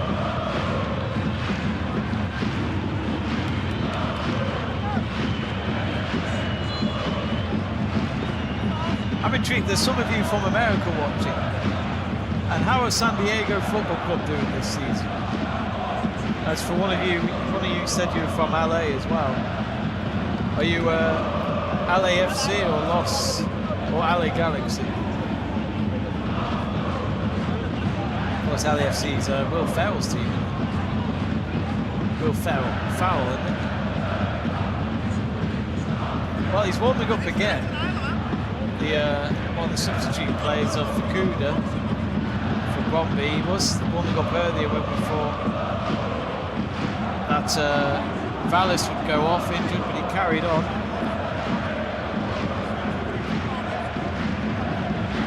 Alonso says LAFC.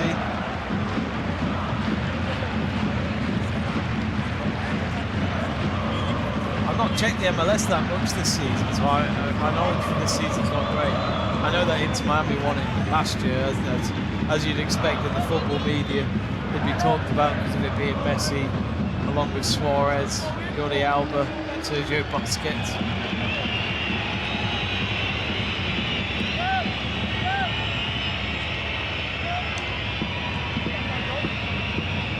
Meanwhile, back with the game as we're about to reach the hour mark. It's in the centre circle. And now a delivery towards towards the edge of the 18-yard box, but we need a goal, I think, folks. It's kind of calmed down in the last few minutes. I think Valles wants to come off. Yes, he does. He just made the substitution signal, and he's just fallen to the ground. Referee's asking him to step off on the nearby off the pitch. And it looks as though Fukuda is going to come on. Who scored in their match last weekend in the 3-2 away win against Midtjylland.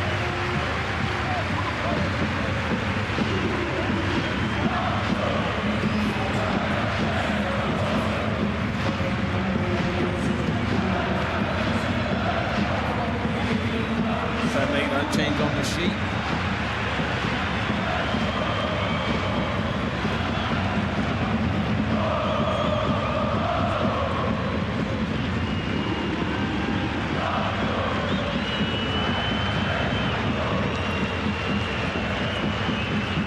There we go then, another substitution made. Meanwhile, back with this game, it's with Ichure with the cross. That's not a bad one. It's gone over to Jordan Larson. He loses the possession, and that was a good interception. Brondby, after all that, they tried to push it forward, but it's gone back to their goalkeeper Pence, and Pence has booted that out for a throw-in on the far side. Alonso is an LAFC fan. One with black and gold, I would say. Kea says, I'm in Reno, Nevada, obsessed with San Diego Football Club. They had the best year they've ever had as an extension team. And this year, not so good as to be expected. But most of the players are found in Denmark. Did not know that. We'll have to keep an eye on San Diego for our Danish supporters. Good to know, thanks for that. Kea says LAFC, Seattle Sounders, San Diego FC and Cincinnati. I have a soft spot for Seattle Sounders. I love that their manager's been there for so long. I don't know if he's still there. He was there for the Club World Cup at least, that I do know. And their stadium just looks beautiful, as well as the baseball stadium being down the road, but also Seattle Seahawks, of course, playing at the stadium as well during the NFL season. I've always wanted to go to Seattle, I don't know why. And it's all the way on the other side of America, the west side, so it wouldn't be an easy trip. It would cost quite a lot.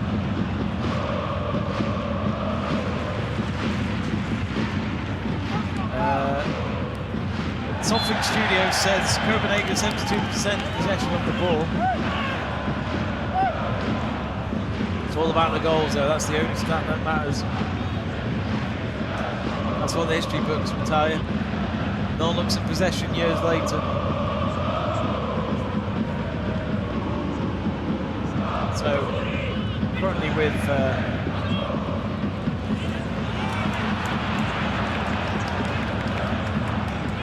Brian Schmetzer, that's it. Love him. He's been with Seattle Sounders for so long. They had problems with pay though, didn't they, ahead of that Club World Cup? I remember. And Brian, I think he defended the club a little bit actually. I think the players had the problem. And they had a union, I remember, weeks before that Club World Cup, because I think they were questioning, you know, how much money will they get just playing in an extra tournament and hosting it as well.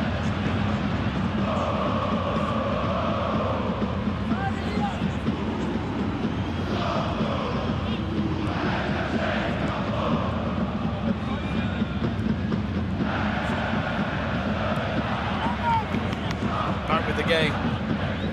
Sorry, a lot of messages coming in. It's now with Zanka. Pushes the ball forward. Free kick, foul on Delaney. So So free kick for Copenhagen. It's a quick free kick taken. Back with Zanka. Now Lopez. Owen was intercepted. Now for Kuda. Kuda's just come on as well, let's not forget.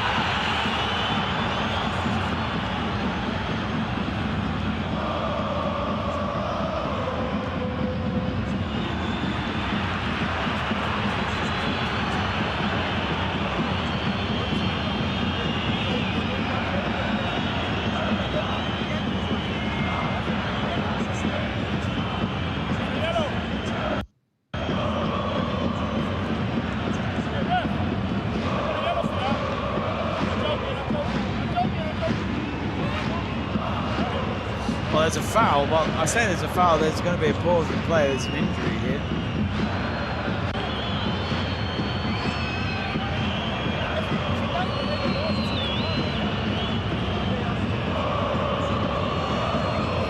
Rodrigo saying from Argentina, let's go Copenhagen. Alonso asking how close has Copenhagen got to score? 63 possession is quite a lot. It is, but they've not done much. Oh, there's going to be a VAR check here. I think the referee's running off. He's had to run from one side to the other. Quite a big run for him to make, to head off the pitch and check the screen. He's checking the monitor.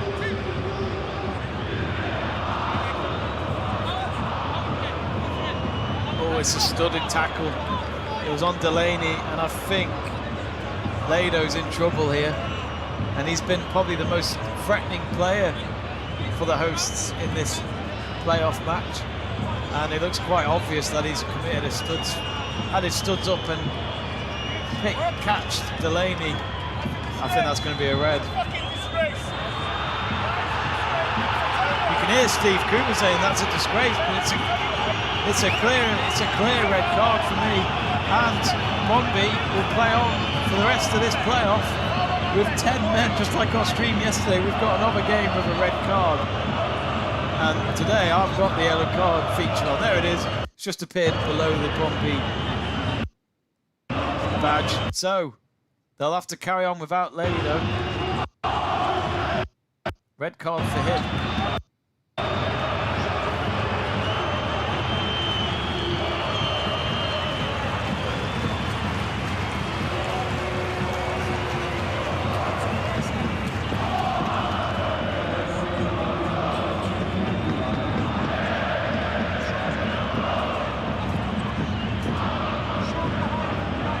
So Lado sent off, and Steve Cooper knows that the pressure's on him with this being a home game as well. So that changes things a lot. For those who wondered who got red, it was Lado. It's just, if you look on the left of your screen, it's there for you. Kayla saying it's going to be a 0-0 game. I did not know this. She says that this is the last thing I'll say, being such a fan of them. They just got their pitch, real grass to prepare for World Cup. I was going to say there'll be FIFA rules for... do they play on 3G grass now?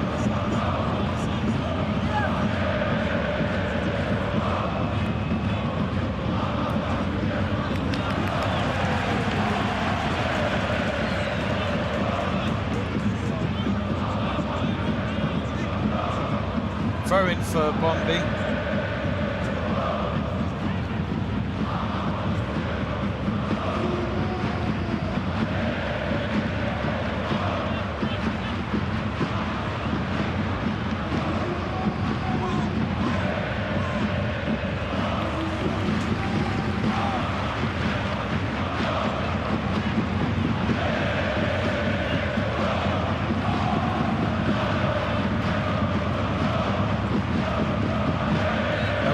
Here asking what happened. I left a red card. Yeah, so it was a high studded tackle by Lado on Delaney, so that means a red card. So that means Brondby are playing on. This was after a VAR check, and it was a red card in my eyes. The Copenhagen, what an advantage they have now. Okay, they're asking, have both teams had a red card? No, just just Brondby. I like it when you lot are testing me, I'm making sure. Here comes the delivery. Goalkeeper should get there for Brondby, and he does. But all of a sudden now, Copenhagen probably the favourites to get this win. Just over 20 minutes to go. Right now, let's be honest, does Steve Cooper play tactics to try and push us to extra time if they can't get a goal and take this to penalties instead? I think if it's not possible to score an open player, then that would be the next chance, opportunity maybe.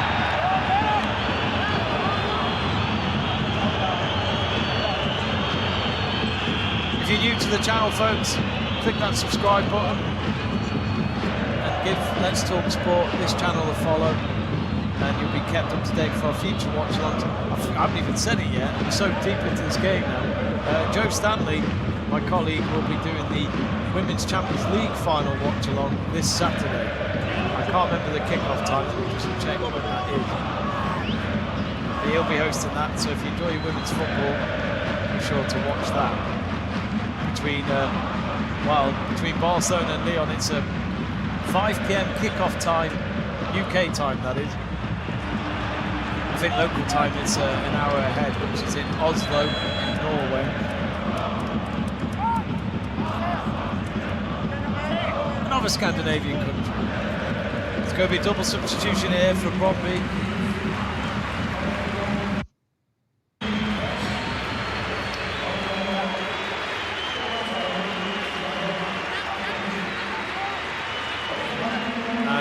Bungard and Knut have come on,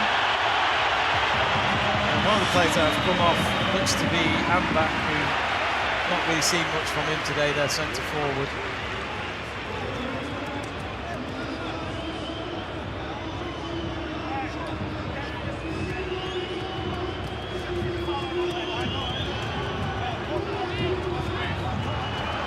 Not sure which other player came off.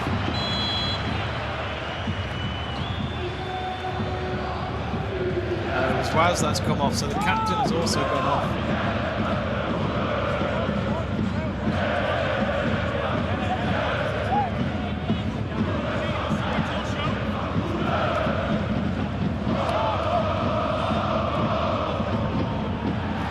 Just update that on our sheet.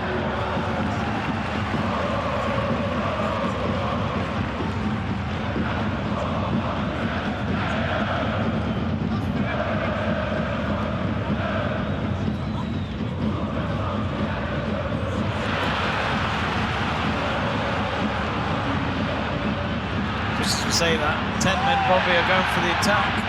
Have they won a free kick? No, says the referee.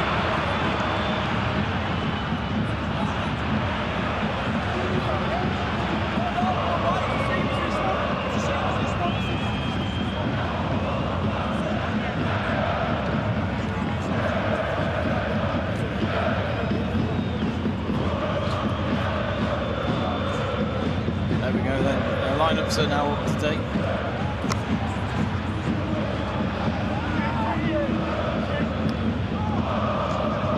NZZ 35-25 asking, do you expect a goal? If there is going to be one, I think it's an obvious one, but Copenhagen, but they're not showing much of a threat at all, even since the red card, which, okay, only happened about 5 minutes ago.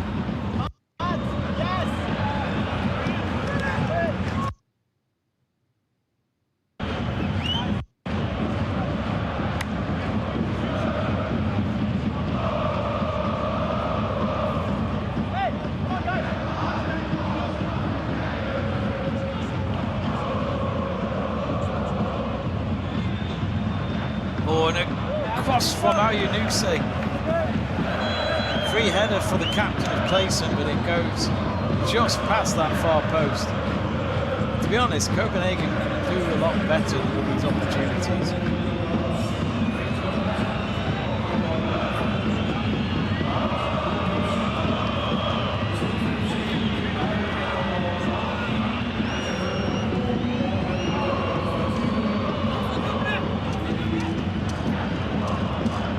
Ninja saying troop, troop.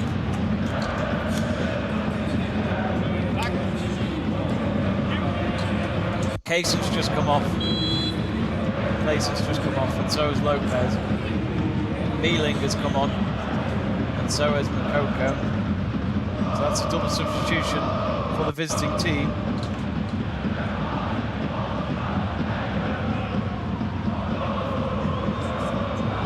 FC Copenhagen with 64% of possession, Brondby with 36.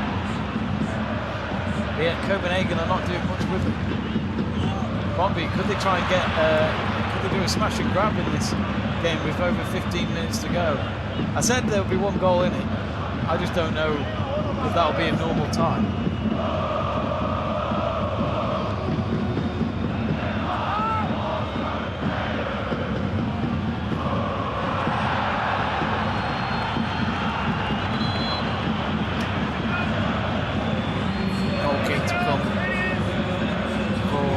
Brondby.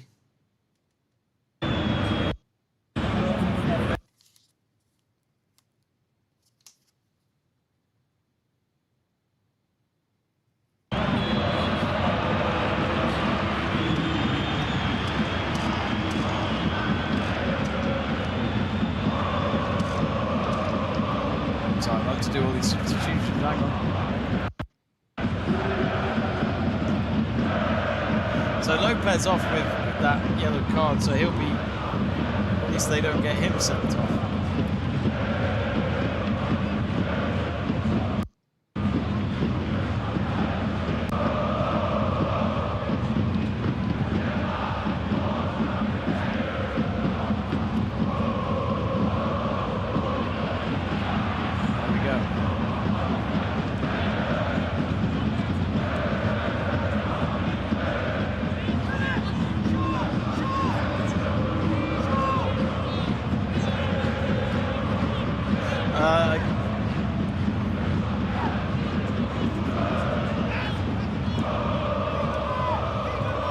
I can tell some of you have put bets on how many goals in this game.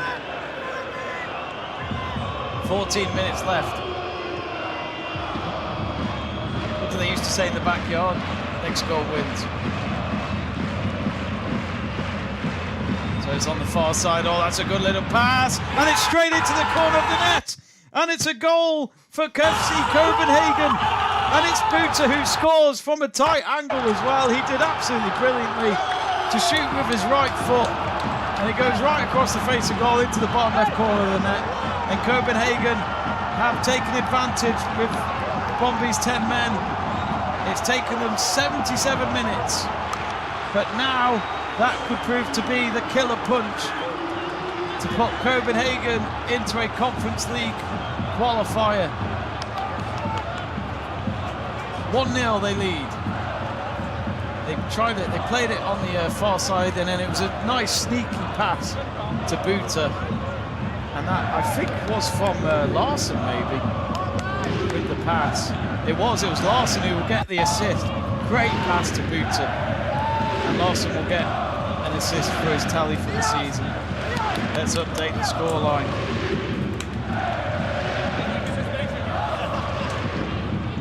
"1-0 it is.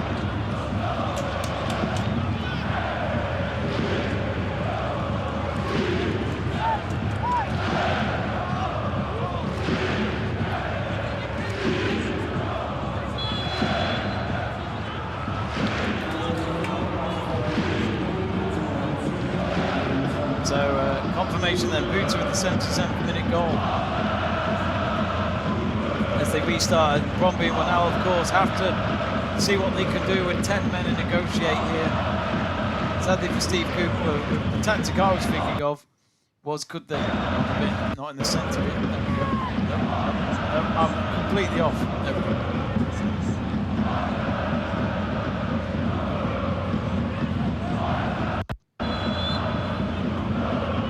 A lot of you celebrating the goal in the live chat page.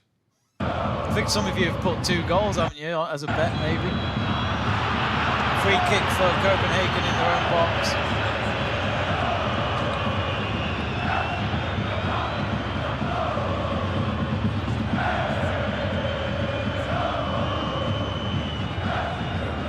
Here's a good goal by Buta. Did he nutmeg the goalkeeper? No, he didn't. No, he went down the keeper's right-hand side. It's the pass from Jordan Larson that I love. And you know, sometimes players wouldn't even shoot at that angle, but he went for it, and because of the risk, he was rewarded for it.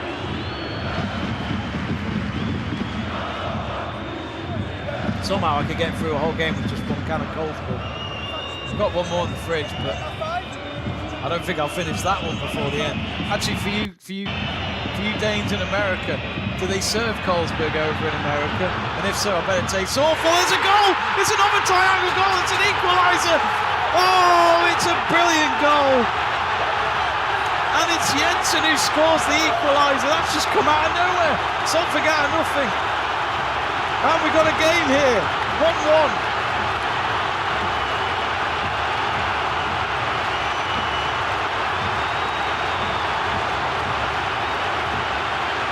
And I don't think Spencer can believe it. They had the advantage with the 10 men, but Brondby have come out fighting straight after conceding. And it started off with a pass back to the goalkeeper of Kutaski. And then it's just a poor attempted clearance. And he was hoping to shield the ball and let it go out of play. Instead, the ball was stolen off him by Jensen. And it was Suzuki that'll be at fault there. That's a brilliant flick. Brilliant work from Jensen. And again, just like Boots, he's been rewarded for his efforts. And he scores from a tight angle as well. This time it goes past the goalkeeper's right arm and into the corner of the net. 1-1. And all of a sudden it's got loud again at the Brondby Stadium. Hey, you know, all the home fans are jumping up and down in their seats, quite literally.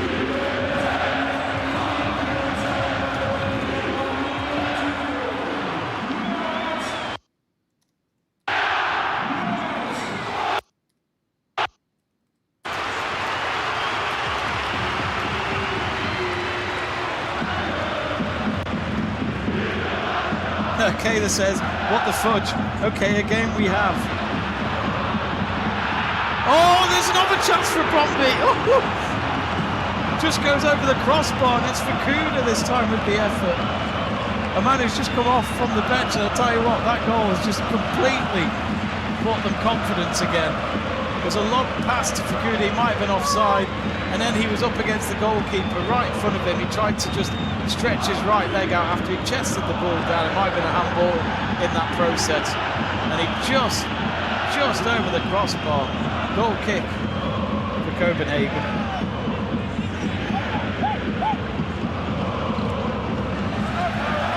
What a game.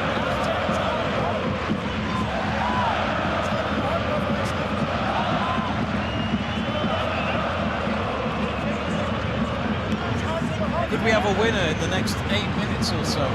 How much added time will we get? Despite Brondby being down to 10 men, they're being quite heroic now. Now Copenhagen, they haven't been on the attack since they scored. We're going to have to try again here. With Achori out to Boots, who opened the scoring in this game. Now Larson again. Boots is going to try again, maybe. Oh, it's a low ball cross at the end. This time he didn't shoot from where he scored from last time. Is there a corner? No, Boots has denied one. Ayunusi is not happy about that decision. Goal kick for the hosts.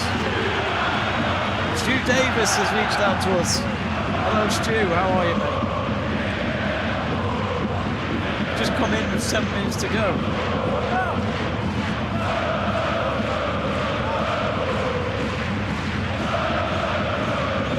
Kayla was asking, what is Copenhagen chanting right now?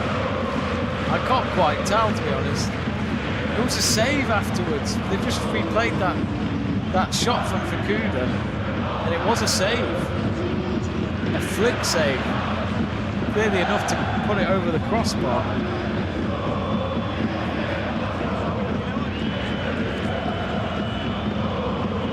But it is amazing what a goal can do. In a stadium with home fans getting their goal.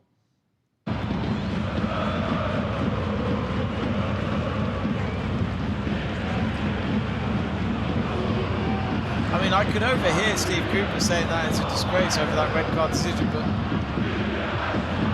It's tough to go against the referee's decision when watching it. Hang on a moment. This could be a goal for Copenhagen. No, it's just gone wide. Good effort. Went on his own there. Individual play by Makoko. Yeah, picked up the pass just in front of the centre circle. Went past a couple of Brondby players. Tried to go alone, and it would have been some goal if he had achieved it.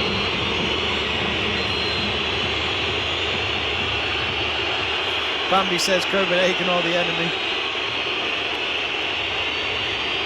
Stuart asking me how's the game going. Well, it's been lively the last 5-10 minutes. Before this goal kick's taken, Copenhagen will make a substitution, and Delaney is coming off. And he is coming off for Clem, number 36. I think that is the only substitution. That's William Clem coming on for Mr. Delaney.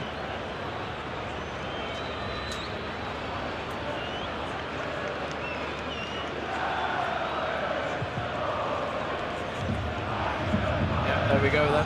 That's another substitution. I've lost track how many subs have happened. Rodrigo says, one more goal please, Copenhagen.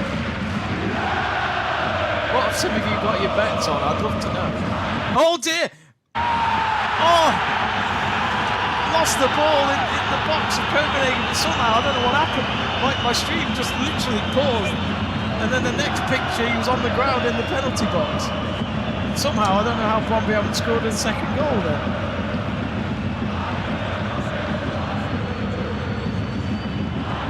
I'm not gonna lie, my stream has been a bit laggy, so I've not been able to always be able to see what's happening.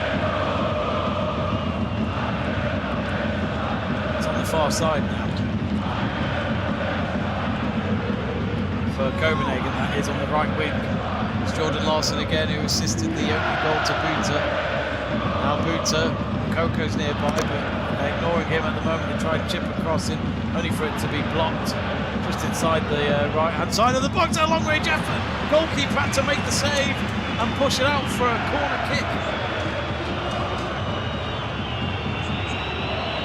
Good effort. It was Makoko with the effort there. It looked like it was swerving out for a goal kick, so the goalkeeper probably could have left it, but it was close to the post and he didn't want to take his chances. Fourth corner of the game for Copenhagen. Exactly 3 minutes to go. The corner comes in and it's headed away. Only half cleared, back with Larson. Larson boots it up with a half bounce. Goalkeeper picks it up from the header. Goalkeeper is fouled. I think he's being a bit dramatic. It's almost as if he's been shot by a sniper.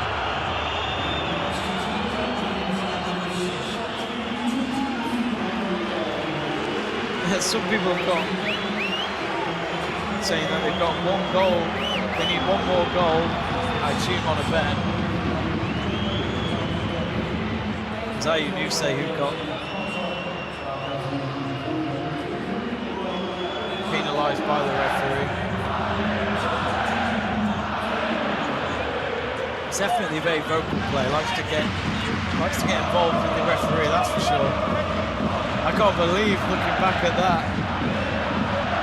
Madsen nearly, well, somehow Kudo didn't get a free kick from that foul.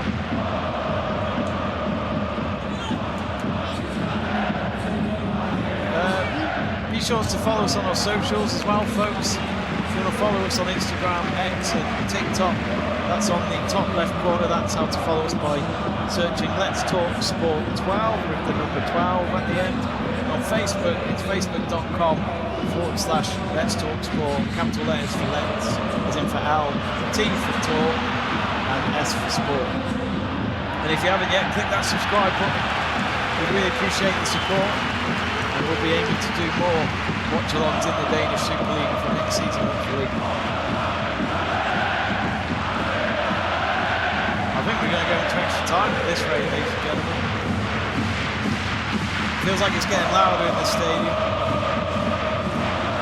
Brondby supporters know that they need to support their team. Stuart says we need a Fukuda goal. Well, Fukuda should have scored. before. He scored in the away match against Midtjylland back on the weekend. Cadet 1999 asking how much of extra time. I assume you're on about injury time. We don't know yet. It's just about to come up though.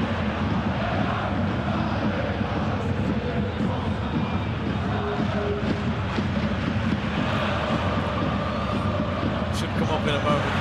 So we are in the last minute here. Can Brondby find a winning goal late on with Will Edson, the right back? He's surrounded. He's going to the corner flag against 3 Copenhagen players, and instead had to settle with a goal kick for his opponents.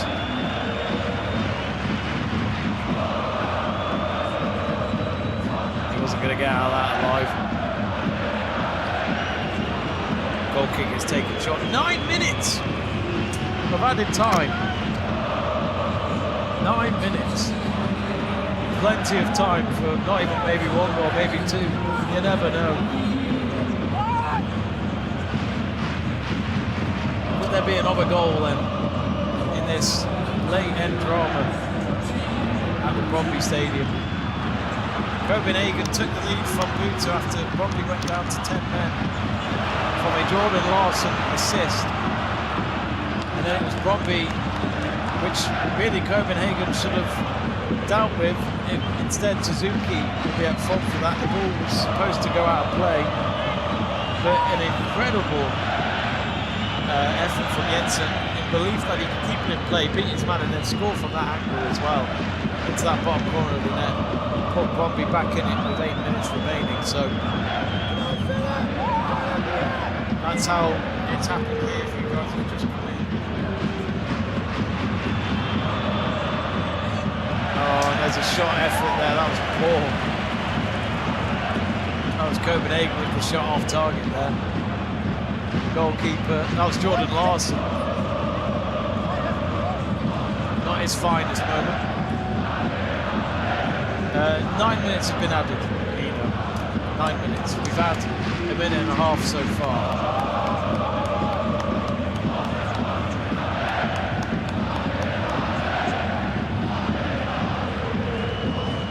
Might have to get another Coles quick for extra time.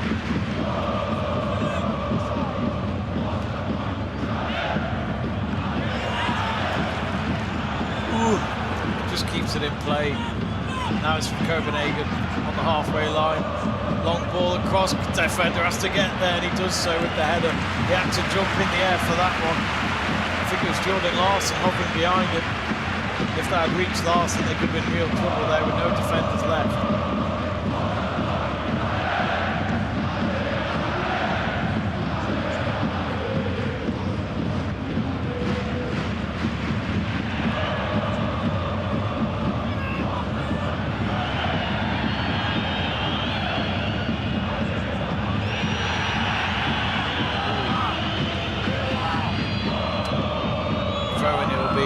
Takes it, throws it back to to his fellow defenders. It's now with Zanka pushing it up towards the centre circle. Short pass to Ayunusi, then Ayunusi to Achore. Jordan Larson now on the right wing. Comes back. Oh, nearly went to Jordan Larson. Back to him. He might have tried to go for a shot, but it did not reach out to him at the end.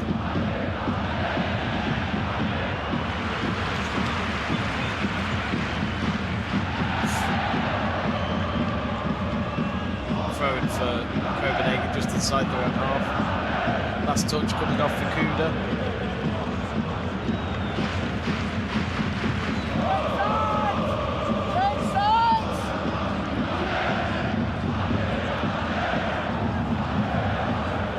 Copenhagen trying to go for a late goal here. It's just on the left-hand side. Oh, low ball cross in. Good defending to keep it out. That was a close one. Another cross comes in for a header maybe. Oh, Ayunusi, he doesn't know where it's gone. Takes a shot, takes a deflection, but actually gets away from the goal. I feel like Copenhagen are, again, maybe making too many passes in the box.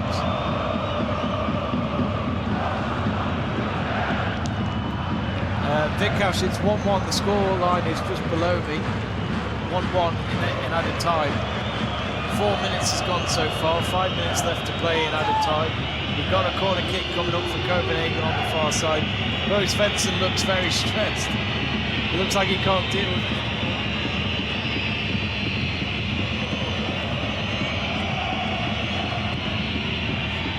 Here comes the corner. No one picked out from that, and it goes out for a goal kick. Brondby fans are delighted with that. Not the best of deliveries from Mr. Larson.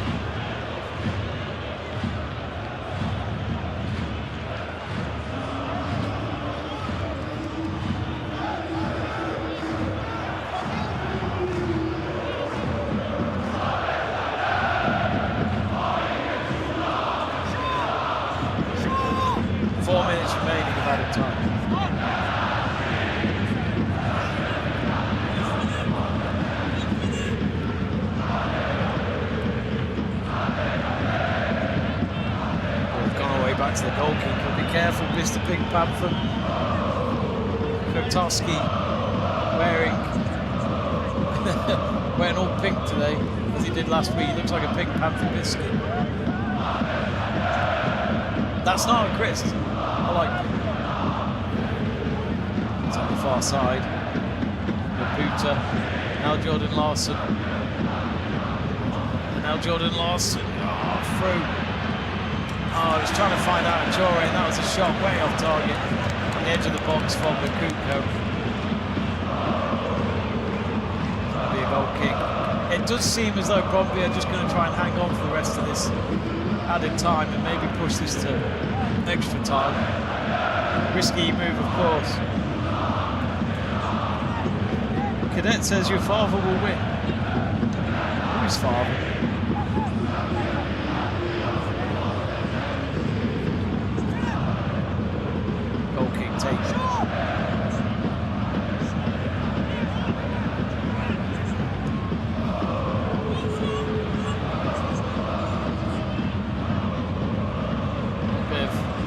Headers going on inside the Copenhagen half. Could Brondby try and get a last attempt maybe before the full-time whistle?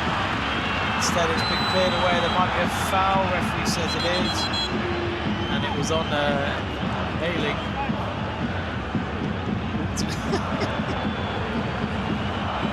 I think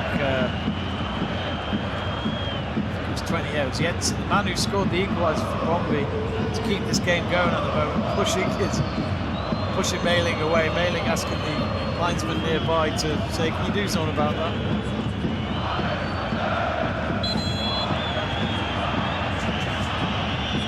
Free kick taken short from Zanka back to his goalkeeper, Kotoski. I think Zanska's been asked to take it again. Not sure why. It's in their own half, so it's not exactly in a dangerous area. I'm intrigued about San Diego Football Club now, having a lot of Danish footballers. I need to check this out afterwards. Maybe after the stream. It's on the far side now for Copenhagen. They've got just over a minute left of added time. Is this their last attempt? In an attempt to avoid extra time. It's now with Jordan Larson. Jordan Larson tries to cut in, looks for support. Ball through to Buta. He's already got a goal, let's not forget. Now to Makoko, and he has a heavy touch. Now a cross comes in. Nearly got past all the defenders there for Brondby to try and pick out what I believe would have been Zanka. They're going to try again here. Shot deflected. Ooh, just bounces high towards the goalkeeper's hand. The goalkeeper had that well in control. That is Ajore with the attempt. That might just be it. 30 seconds left. It's a deep kick there by the Brondby goalkeeper.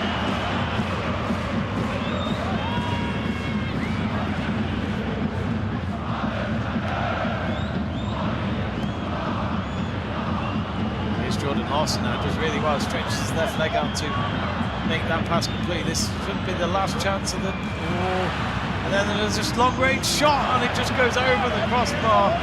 A curling shot which Could have been a very beautiful goal to watch on the last kick of the game. Then that was the last kick of the game. It was Clem with the attempt who came on as a substitution. And it's going to be extra time, ladies and gentlemen.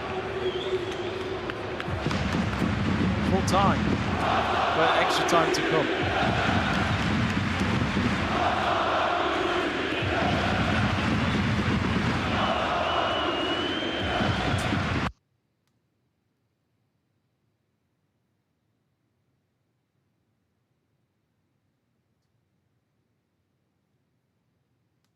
Oh, I've just lost my stream. Hang on a moment.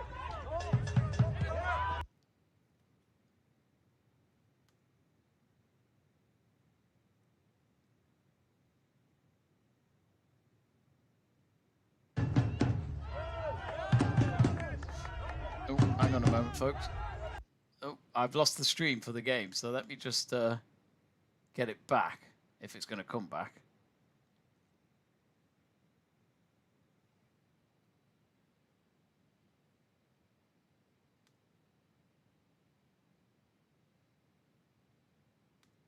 So just to confirm, extra time is coming up. So we will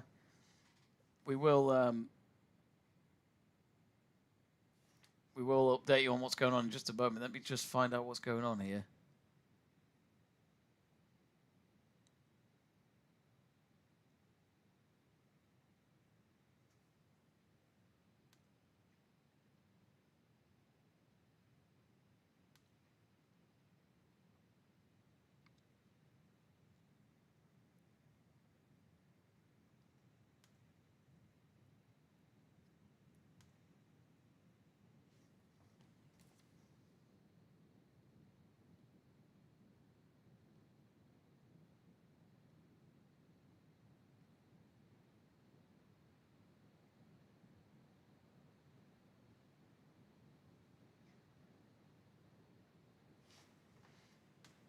Let me just try something.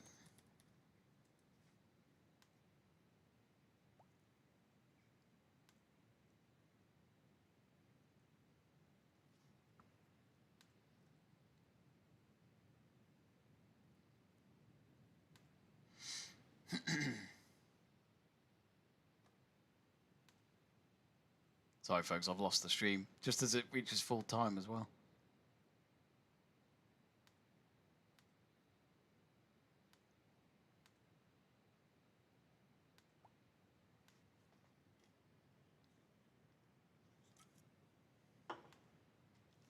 Ah. No. Sorry folks, I'm just trying to negotiate the bloody internet at the moment. It's deciding to be a bit of a pain in the arse.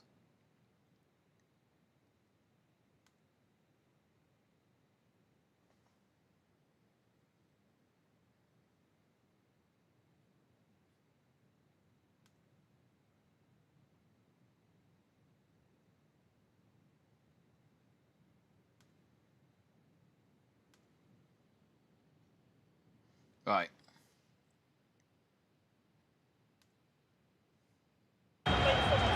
Right, I found it.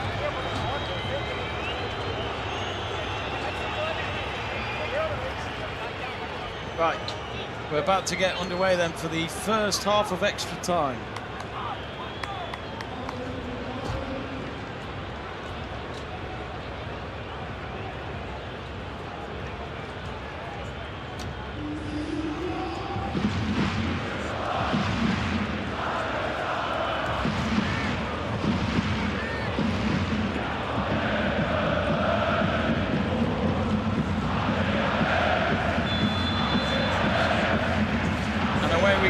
So 15 minutes per half as we go again.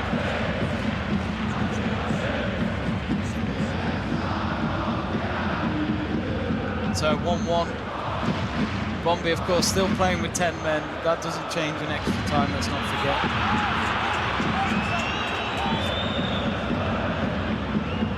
And for this half, it'll be Copenhagen attacking from left to right. Brondby from right to left. Now, of course, if it's still a draw after extra time, it will be a penalty shootout, which you'd think Brondby are more in favour right now, playing with 10 men.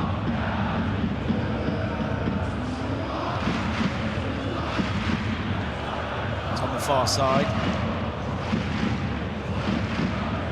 with Jordan Larson. And after all that, it doesn't actually do anything with it. It was actually a jury who was involved there.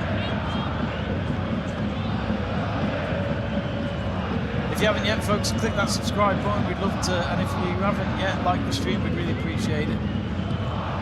Delivery in for Copenhagen, as you'd expect. They should, well, they've got the advantage over 10 men here. You'd think that they can change this around and get the win still. Now it's on the right hand side to Buta. Buta with the cross, and it's cleared away. Has that gone out for a corner? It has, as the ball goes into the home end. Might be wrong, but I think this is their 5th corner. Kayla says penalties, I bet. I think Brondby will take it.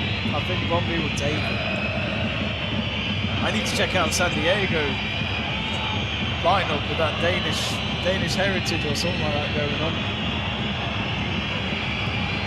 Oh, it's a long corner taken, and it's a couple of passes, then a shot blocked. I think that was a Chure trying to take the strike from the edge of the box.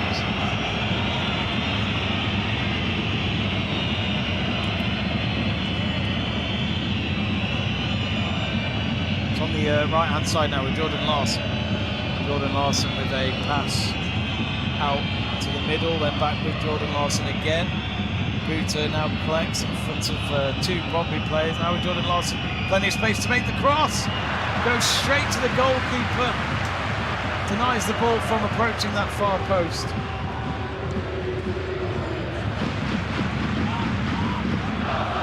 That was a good delivery. Goalkeeper did well though to stand his ground and just let that ball come to him.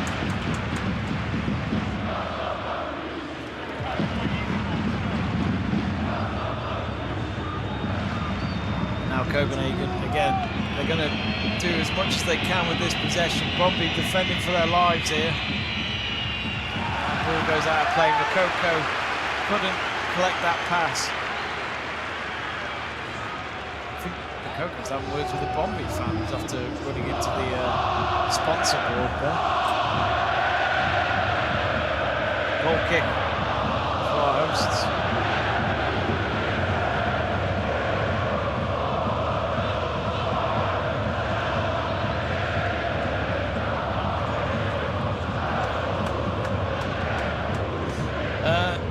Still, well, 70% of you going for Copenhagen in our poll, 30% backing Brondby, of course. It's difficult to back Brondby with them now down to 10 men after Lado got sent off on the, I can't remember what minute it was now, 69th minute.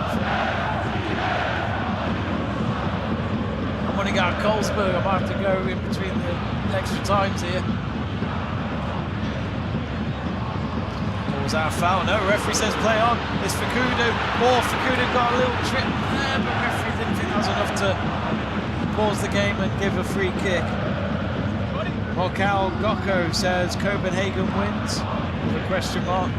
Well, they should be the favourites to do this before a penalty shootout.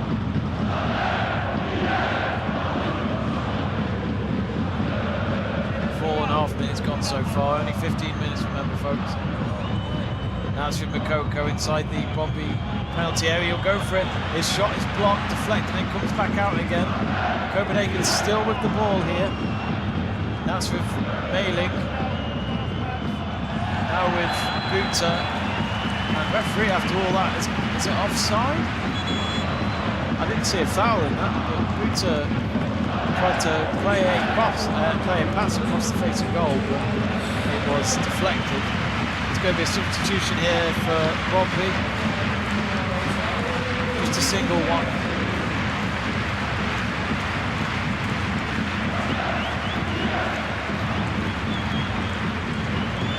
It looks like a cramp.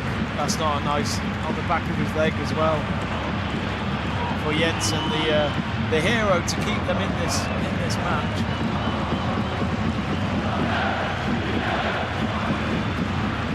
Sadly for him, he'll go off injured with a cramp.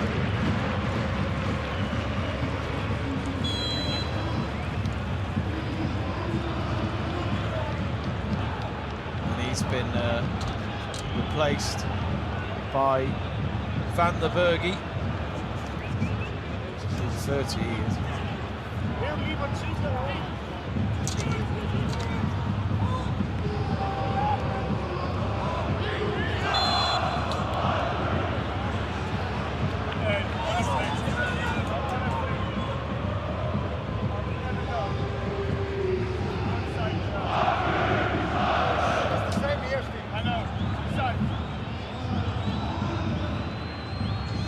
There's definitely a mic.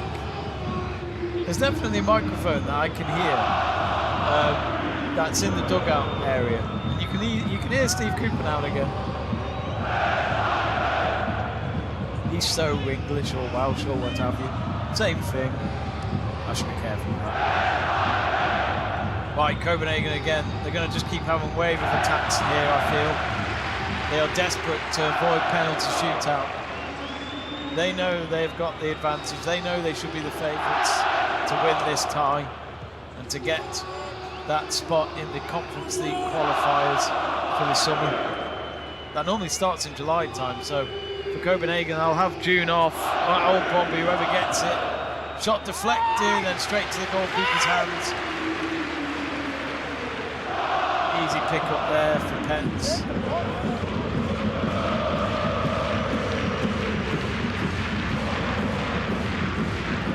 Trying to figure out who 46 is. That's Clem, sorry. Look on the wrong side of the sheet. And they're going to just keep fighting again here, the Lions. Jordan Larson wins a corner. It's going to be a really tough extra time period at this rate for Brondby.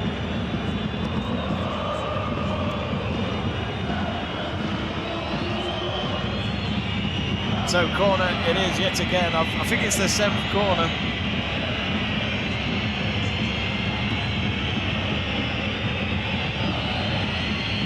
And here comes the corner, headed, only half cleared. Yet again, none of these teams are good at corners. Brondby fans are frustrated with the ref, thinking that they should have had a free kick there. Instead, they're going to have to defend this attack from their opponents. It's on the left-hand side. Suzuki there in support to put the ball in. No, it's going to go out to the left-hand side. And after all that, they will win another corner. Nailing with the cross this time. They lead on corners for the first time at 8-7. Andrew Pollard saying same thing. Well, it's extra time, if that's what you're wondering. There's like an old lady sitting behind our Yunuse as he takes his corner, just showing the middle finger. Brilliant. Oh, corner's is headed away. It's gone from one side to the other, and it's a throw-in for Copenhagen.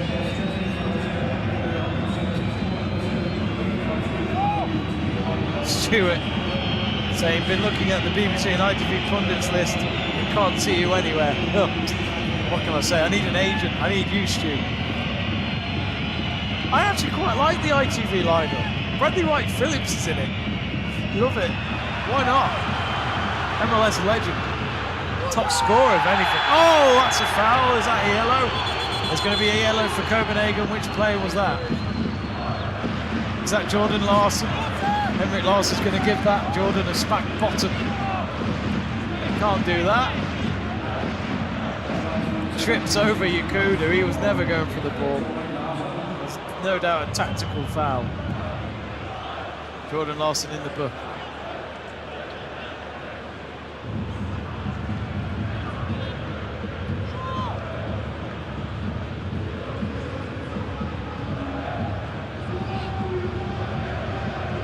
Actually, I think all the players that are on bookings currently on the pitch is just Larson.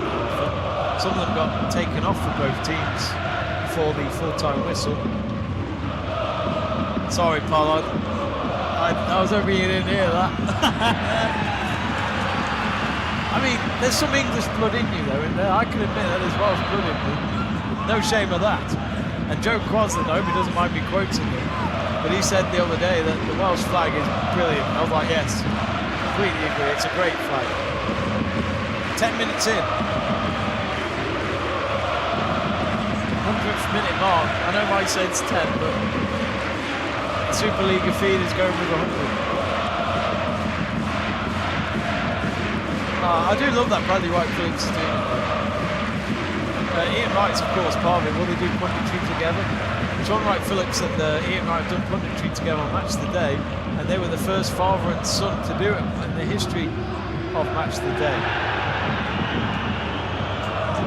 Who knows, in the future it could be Ray Rooney and Kai Rooney. God, that would be at least another 20 years to that would happen. It's hard to think that by the time Kai Rooney retires in football, I would hopefully be on a sunny beach in the Caribbean on retirement money, not have to do any more watch-alongs. I'm joking.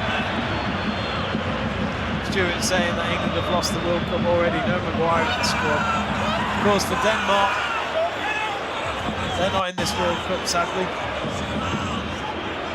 They probably would have finished higher than us.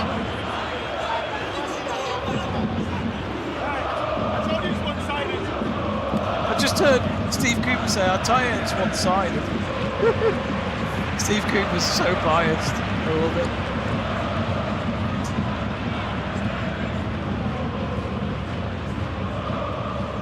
Yeah, so no World Cup for Denmark. We would have done watch-alongs for them maybe for this, if we've got a Danish audience watching us. Copenhagen now, they've got 3 minutes left till we reach the half-time break of extra time. It's now with Mailing with the cross, that's a great flick, back pass, and it's a goal! And I think it's Makoko who scored it. It's a lovely finish. And the Copenhagen away fans are in absolute delight. And it's a great goal. If you get a chance to see it later, it's a backheel goal. And Makoko puts Copenhagen ahead yet again in this European playoff. 103rd minute, Brondby 1, FC Copenhagen 2. Mailing with the assist.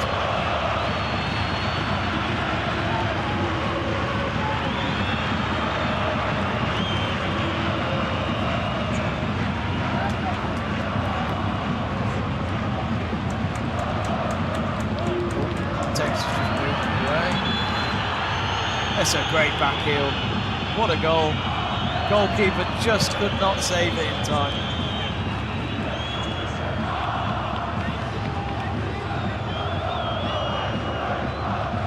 (2-1) then. Could that be the winning goal? Pollard saying that Brondby bench is very loud. Go on the Coops. Time left, Markel asks. We've got a minute left of this extra time. Better make sure I pause it in 15 minutes ahead of the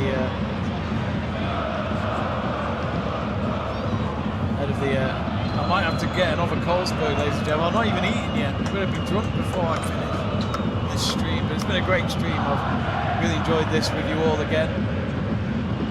Our second Danish football stream in a week. What's going on? I did Sweden yesterday.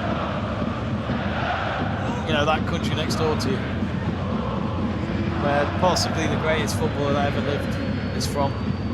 I'll leave that for you to decide.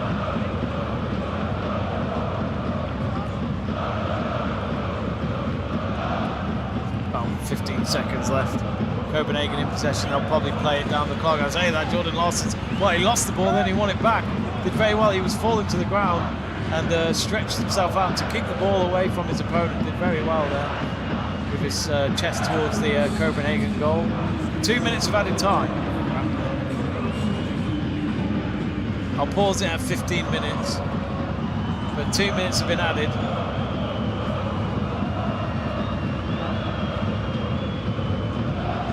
Oh, and now here's another chance to make it. Could they seal the deal? No, it's just gone out of play. Buta trying to get a second goal of the game.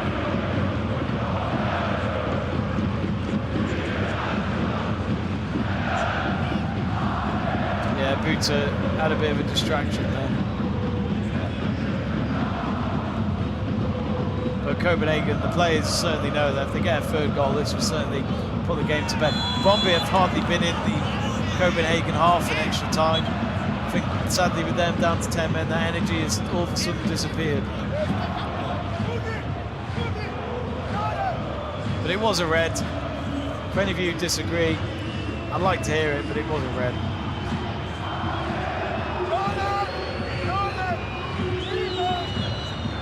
It's going to be a free kick for Brondby, and there's red flares going off now in the Copenhagen corner where the away fans are. Free kick taken by Brondby. They've tried to go with a sneaky pass down the left-hand side. It's in the box now.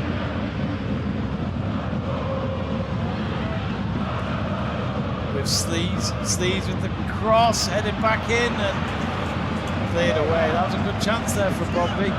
Do they have one more attempt here before we reach half-time? There's 15 seconds left on the clock. It's gone back to their goalkeeper in their own half, and he knows he has to boot that deep. A flick header forward, instead it's picked up by a white shirt and then booted away. We've reached 107 minutes. Throw in will not be taken, and the referee has ended the first half of extra time, so 2 goals to 1.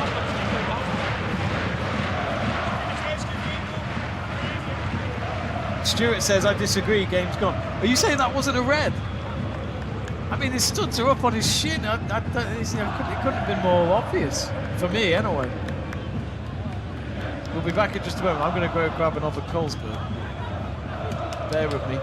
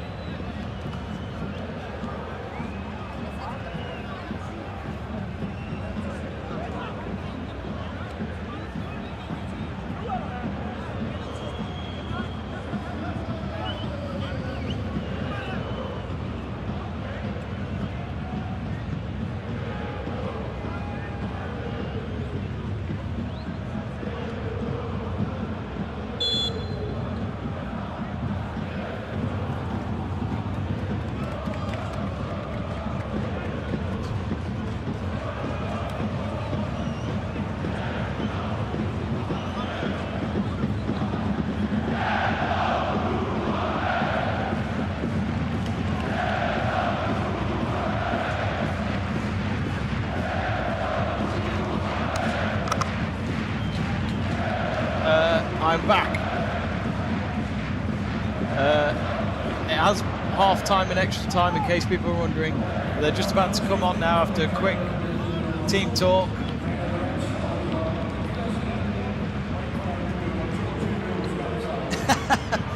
I was going to say, Stu, it's defo a red.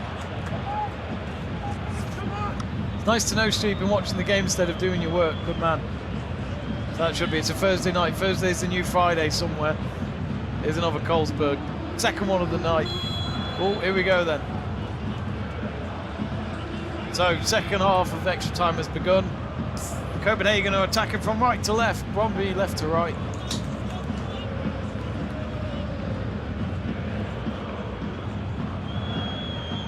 That tastes like victory. I wouldn't normally say that. I wouldn't normally associate that with Carlsberg. Stuart says, Defo Red was joking, bring a tinny for me too. Yeah. More than welcome to come round and have a tinny. Andrew Pollard says, and a whiskey for me. A whiskey sounds good, says Stuart. I love whiskey. I love rum. I love rum. Oh. Rum and Coke. I haven't had one in a while. I got Stu one after he did an ultra marathon. I nearly got you a double, but I thought you want to be able to walk over. I was just checking out. There's a corner here for Brondby, so there's a good chance here. Of course, they've won the Superliga 11 times. The last one was in 2021. Runners-up 12 times. Last time they were runners-up was 2 years ago. Finishing 4th this season in the league. Here comes the corner for Brondby. I think if they can somehow get this to penalties, I think Steve Cooper will be absolutely delighted for his players to somehow keep this going. Copenhagen, of course, getting a goal in extra time, thanks to a marvellous back heel from the Coco. Separates the sides. Yeah, I knew you were going to bring this up, Andrew Pollard, saying he can't believe I wasn't wearing my classic Denmark shirt today. I apologise. I was wearing my Carhartt top instead, which is a little bit big. First time I've ever worn it. It's a nice top. I quite like it. But it's not red. It's not white. It's not even red for blood. It's green for forest. Car says hello. Pollard says Cosma tastes like fixture, only if fixture tastes like ass. Well, you know, but people's taste buds change. Anyway, here we oh, here's the cross. I wonder if women looked at Jordan or Henrik Larsson's butt back in the day. Henrik Larsson was quite a skinny player, though. I don't think he had much of a bump. What happened to my Danish-American friends? I was looking at the, I forgot to mention as well, this is the 94th meeting between the two. 48th that it's been at the Brondby Stadium. Brondby have got 26 wins. Copenhagen with 43 at the moment. Copenhagen getting that 44th win possibly. We've had 24 draws in this rivalry over the years in the Copenhagen derby.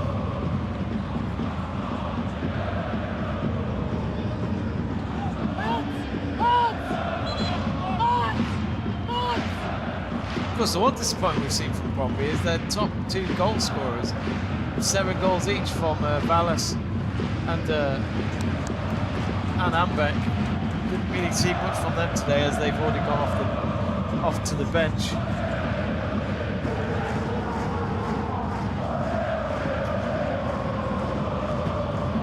Stuart asking, is Andrew Pollard coming on Saturday? Oh, what's happening this Saturday?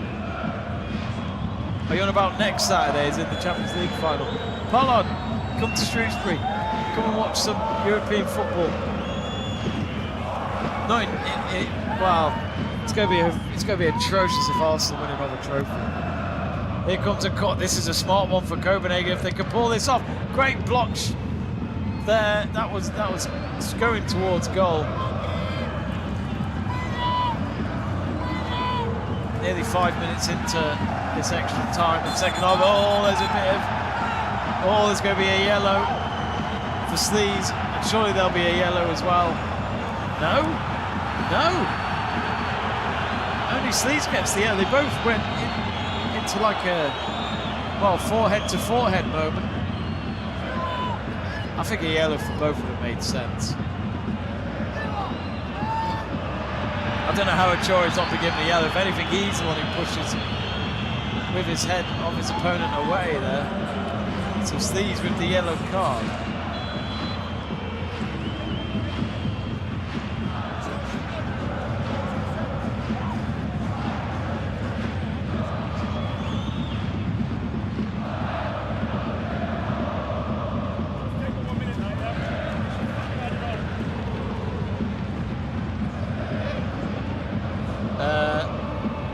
Amaraka War 8295 says, hello Jamie, I am from India. Hello! Is it alright to think the Indian Premier League's done now, isn't it? It's in the cricket. Where in India are you from? Big country.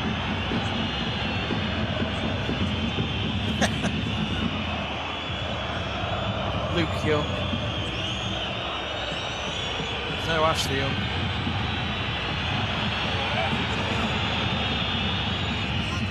I loved Ashley Young at United. I think he's that one player me and my brother just admired because he was just so loyal. He wasn't bad as a right back either, to be honest.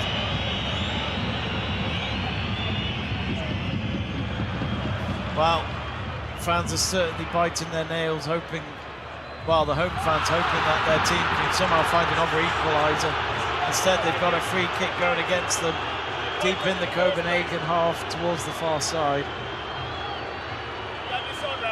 Pollard says, I'll only go to Shrewsbury if Luke Young is signed by then, and even then I'll feel sick.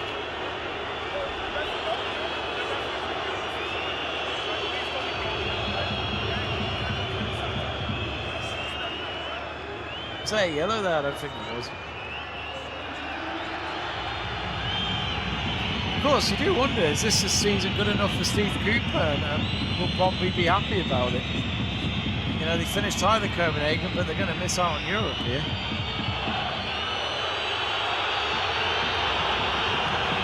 As expected, now we're reaching the last few minutes. Copenhagen delaying their free kick here in their own half. It's finally been taken, but you can hear the frustration from the home fans asking the goalie to take it.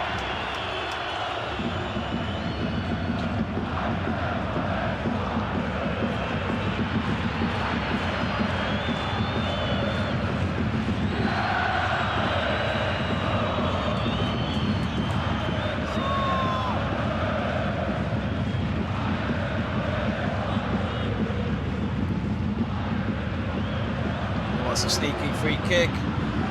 It's a low ball for Brondby. And a shot. Oh, it's in the top corner of the net. What a goal! And Brondby have done it again. With 10 men, they've got another goal against Copenhagen. And it's their substitute, Van der Berge, who has scored the goal. Steve Cooper fist pumping in the air. And Van der Berge can't believe it. And he looks up to the sky. And he looks to God and he goes, thank you. And it is an equaliser. What a... Oh, hang on. There's a VAR check for offside. And it was from a free kick. Oh dear, there is two of them offside. That's if they count... Yeah, I think that's offside. What a shame. It was a great goal as well. Oh, top corner of the net. Unmarked. Hit it first time as well. But sadly, it's going to be a disallowed goal. It is offside. Andrew Pollard with a bit of a... I can't even think of the words. It's been a long stream. It's been a good stream. Wait. VAR checks still being made. I thought it was offside. Still being checked, so it might still be given, who knows? Steve Cooper's gone back to his seat to watch it back on his little iPad, which is a bigger version than an iPod Touch. Yes, I'm that old. Steve Cooper's now gone back up and he's started to question, how's that offside?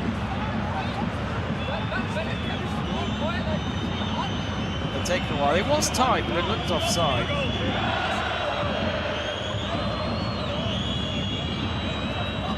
No doubt this will add to added time. I will change the scoreline if it does still get given, but I'll leave it at 2-1 for now.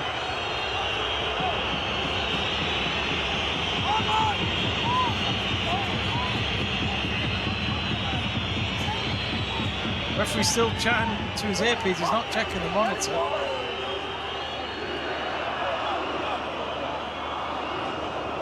Huge moment. With 5 minutes remaining.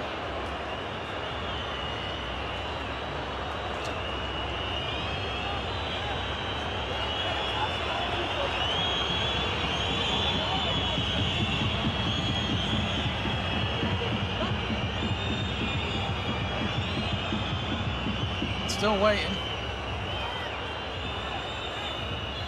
It's offside. So sadly for Brondby, the goal has been disallowed, and Van der Berge, instead of celebrating, is now in anger, and that's left the Brondby fans in silence. I think he is just offside. We're talking a whisker. So Copenhagen still lead 2-1 with just under 4 minutes to go, but I'm sure there'll be a bit of added time because of that VAR check taking at least a minute or two. Well, I think even Stuart Davis thought it would be a goal Amir said goal as well, but Kudo has just fallen to the ground just near the byline. And he stays down. Looks like he might have had a hit to the head. He's back up now, though he's okay. Hey, this is not right. This is not right.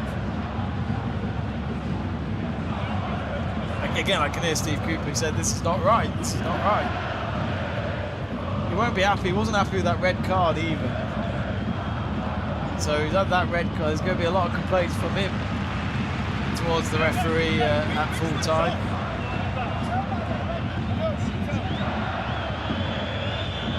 I wonder if Steve's still talking about the red card as well. I mean, it was a red. Can't deny it. Andrew Pollard saying future Wrexham manager Steve Cooper by all accounts. It is quite a fitting role for him. But Phil Parkinson, man, you know, he's been brilliant. I'm sure you're happy with Phil Parkinson. The man that shared a box of Kellogg's with once. Hope you got it signed on the Special K box.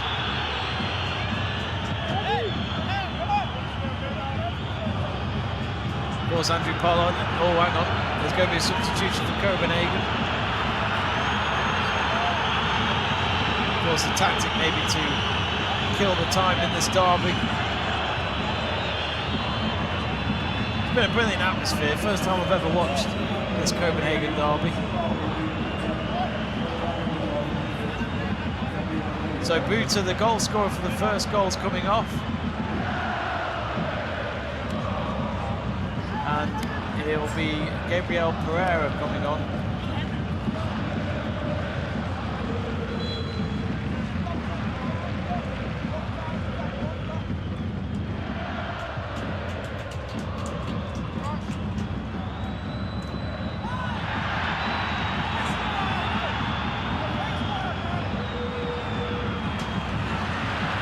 So Brondby, just up to 2 minutes remaining. Of course, that's without mentioning added time. Have they got another chance here to get this equaliser? They had one and then it got taken away from them. No thanks to VAR. Cross from the right hand side from Brondby. I think that was yeah, that was a bad cross.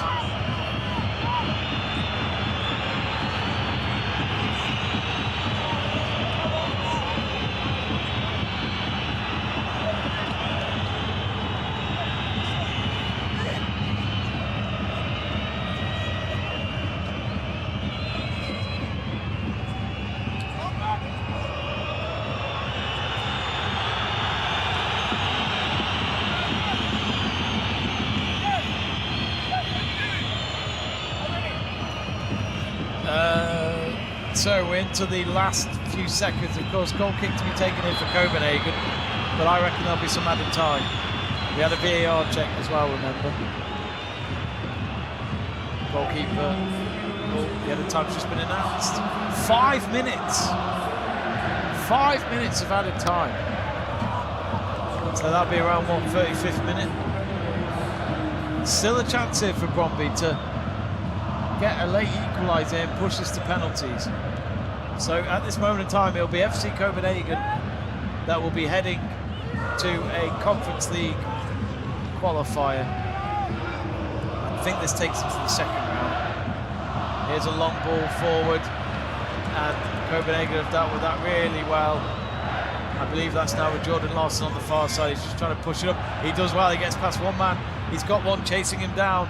Instead, he pauses the run and then makes a pass. It's a good pass. Could this be the moment Copenhagen seal the deal?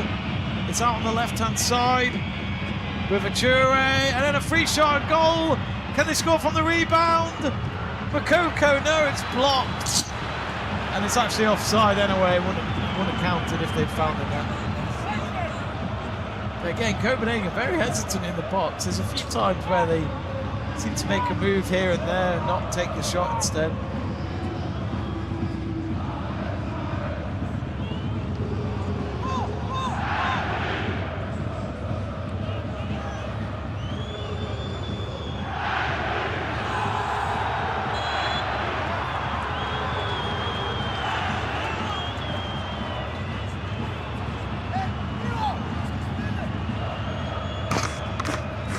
reminder, we've been given 5 minutes of added time. Excuse me.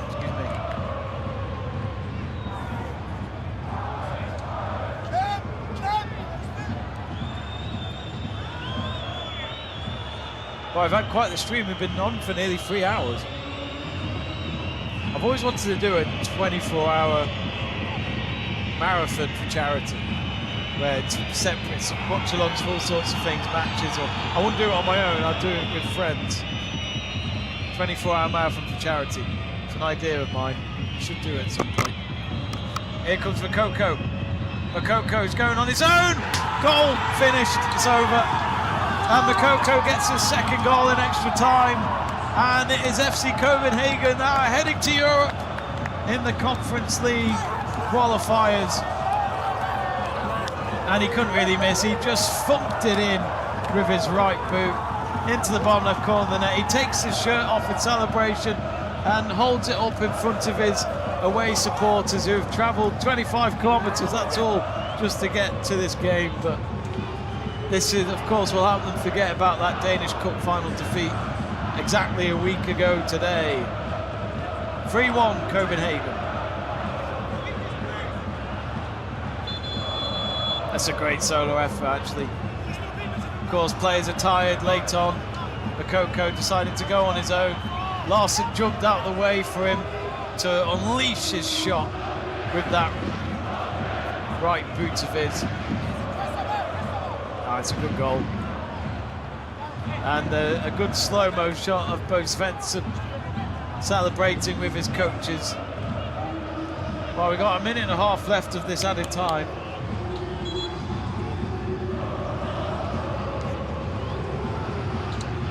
Minute and a half remaining of added time. Copenhagen players still making their way back in their own half, and we are seeing Brondby fans leaving the stadium now. Not a good sight for the players or for Steve Cooper. Sadly for Brondby, that red card changed everything. And they did well, they got back into the game. They got back into the game twice, but that equaliser, the second goal, was sadly offside.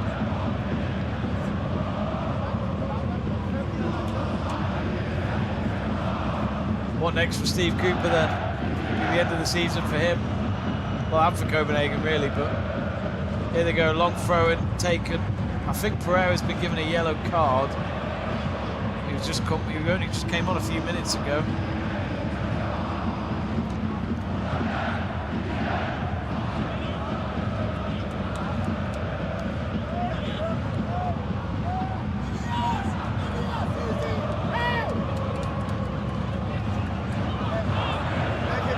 Throwing for Brondby in their own half.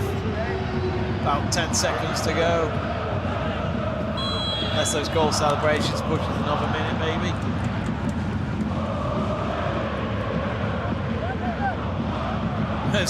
Spencer's just confirmed with his teammates, 1 more minute to go. The stadium getting empty and empty as I see a lot of empty dark blue seats. It was full of yellow shirts at the beginning of the game, and of course it feels like we've been here for quite a while. It was nice and sunny when this game started. Now, of course, it has gone into darkness. Well, this doesn't look good for Fakodo. He's just gone back down on the ground. He's laying on the ground. The back of his head is being checked by the medic.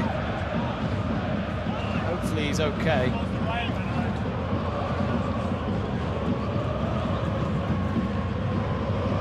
"25 years old from Japan.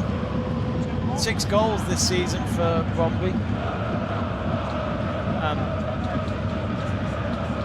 Oh dear, Andrew89 says Brondby is the most useless team in Denmark. It is a funny one, isn't it? You finish higher than Copenhagen, but then in the game that matters the most, they've lost to the team that finished in 7th. And they were at home as well. So in a way, it's quite a significant win for Copenhagen. So many fans leaving the stadium before this is even over. Copenhagen fans will be happy to stay there all night. They'll call the Brondby Stadium their dance floor at this rate. Delay with this game coming back as Wow, it's a nasty injury for Shofa Koda. We've seen a lot of men's nipples all of a sudden from the Copenhagen away end.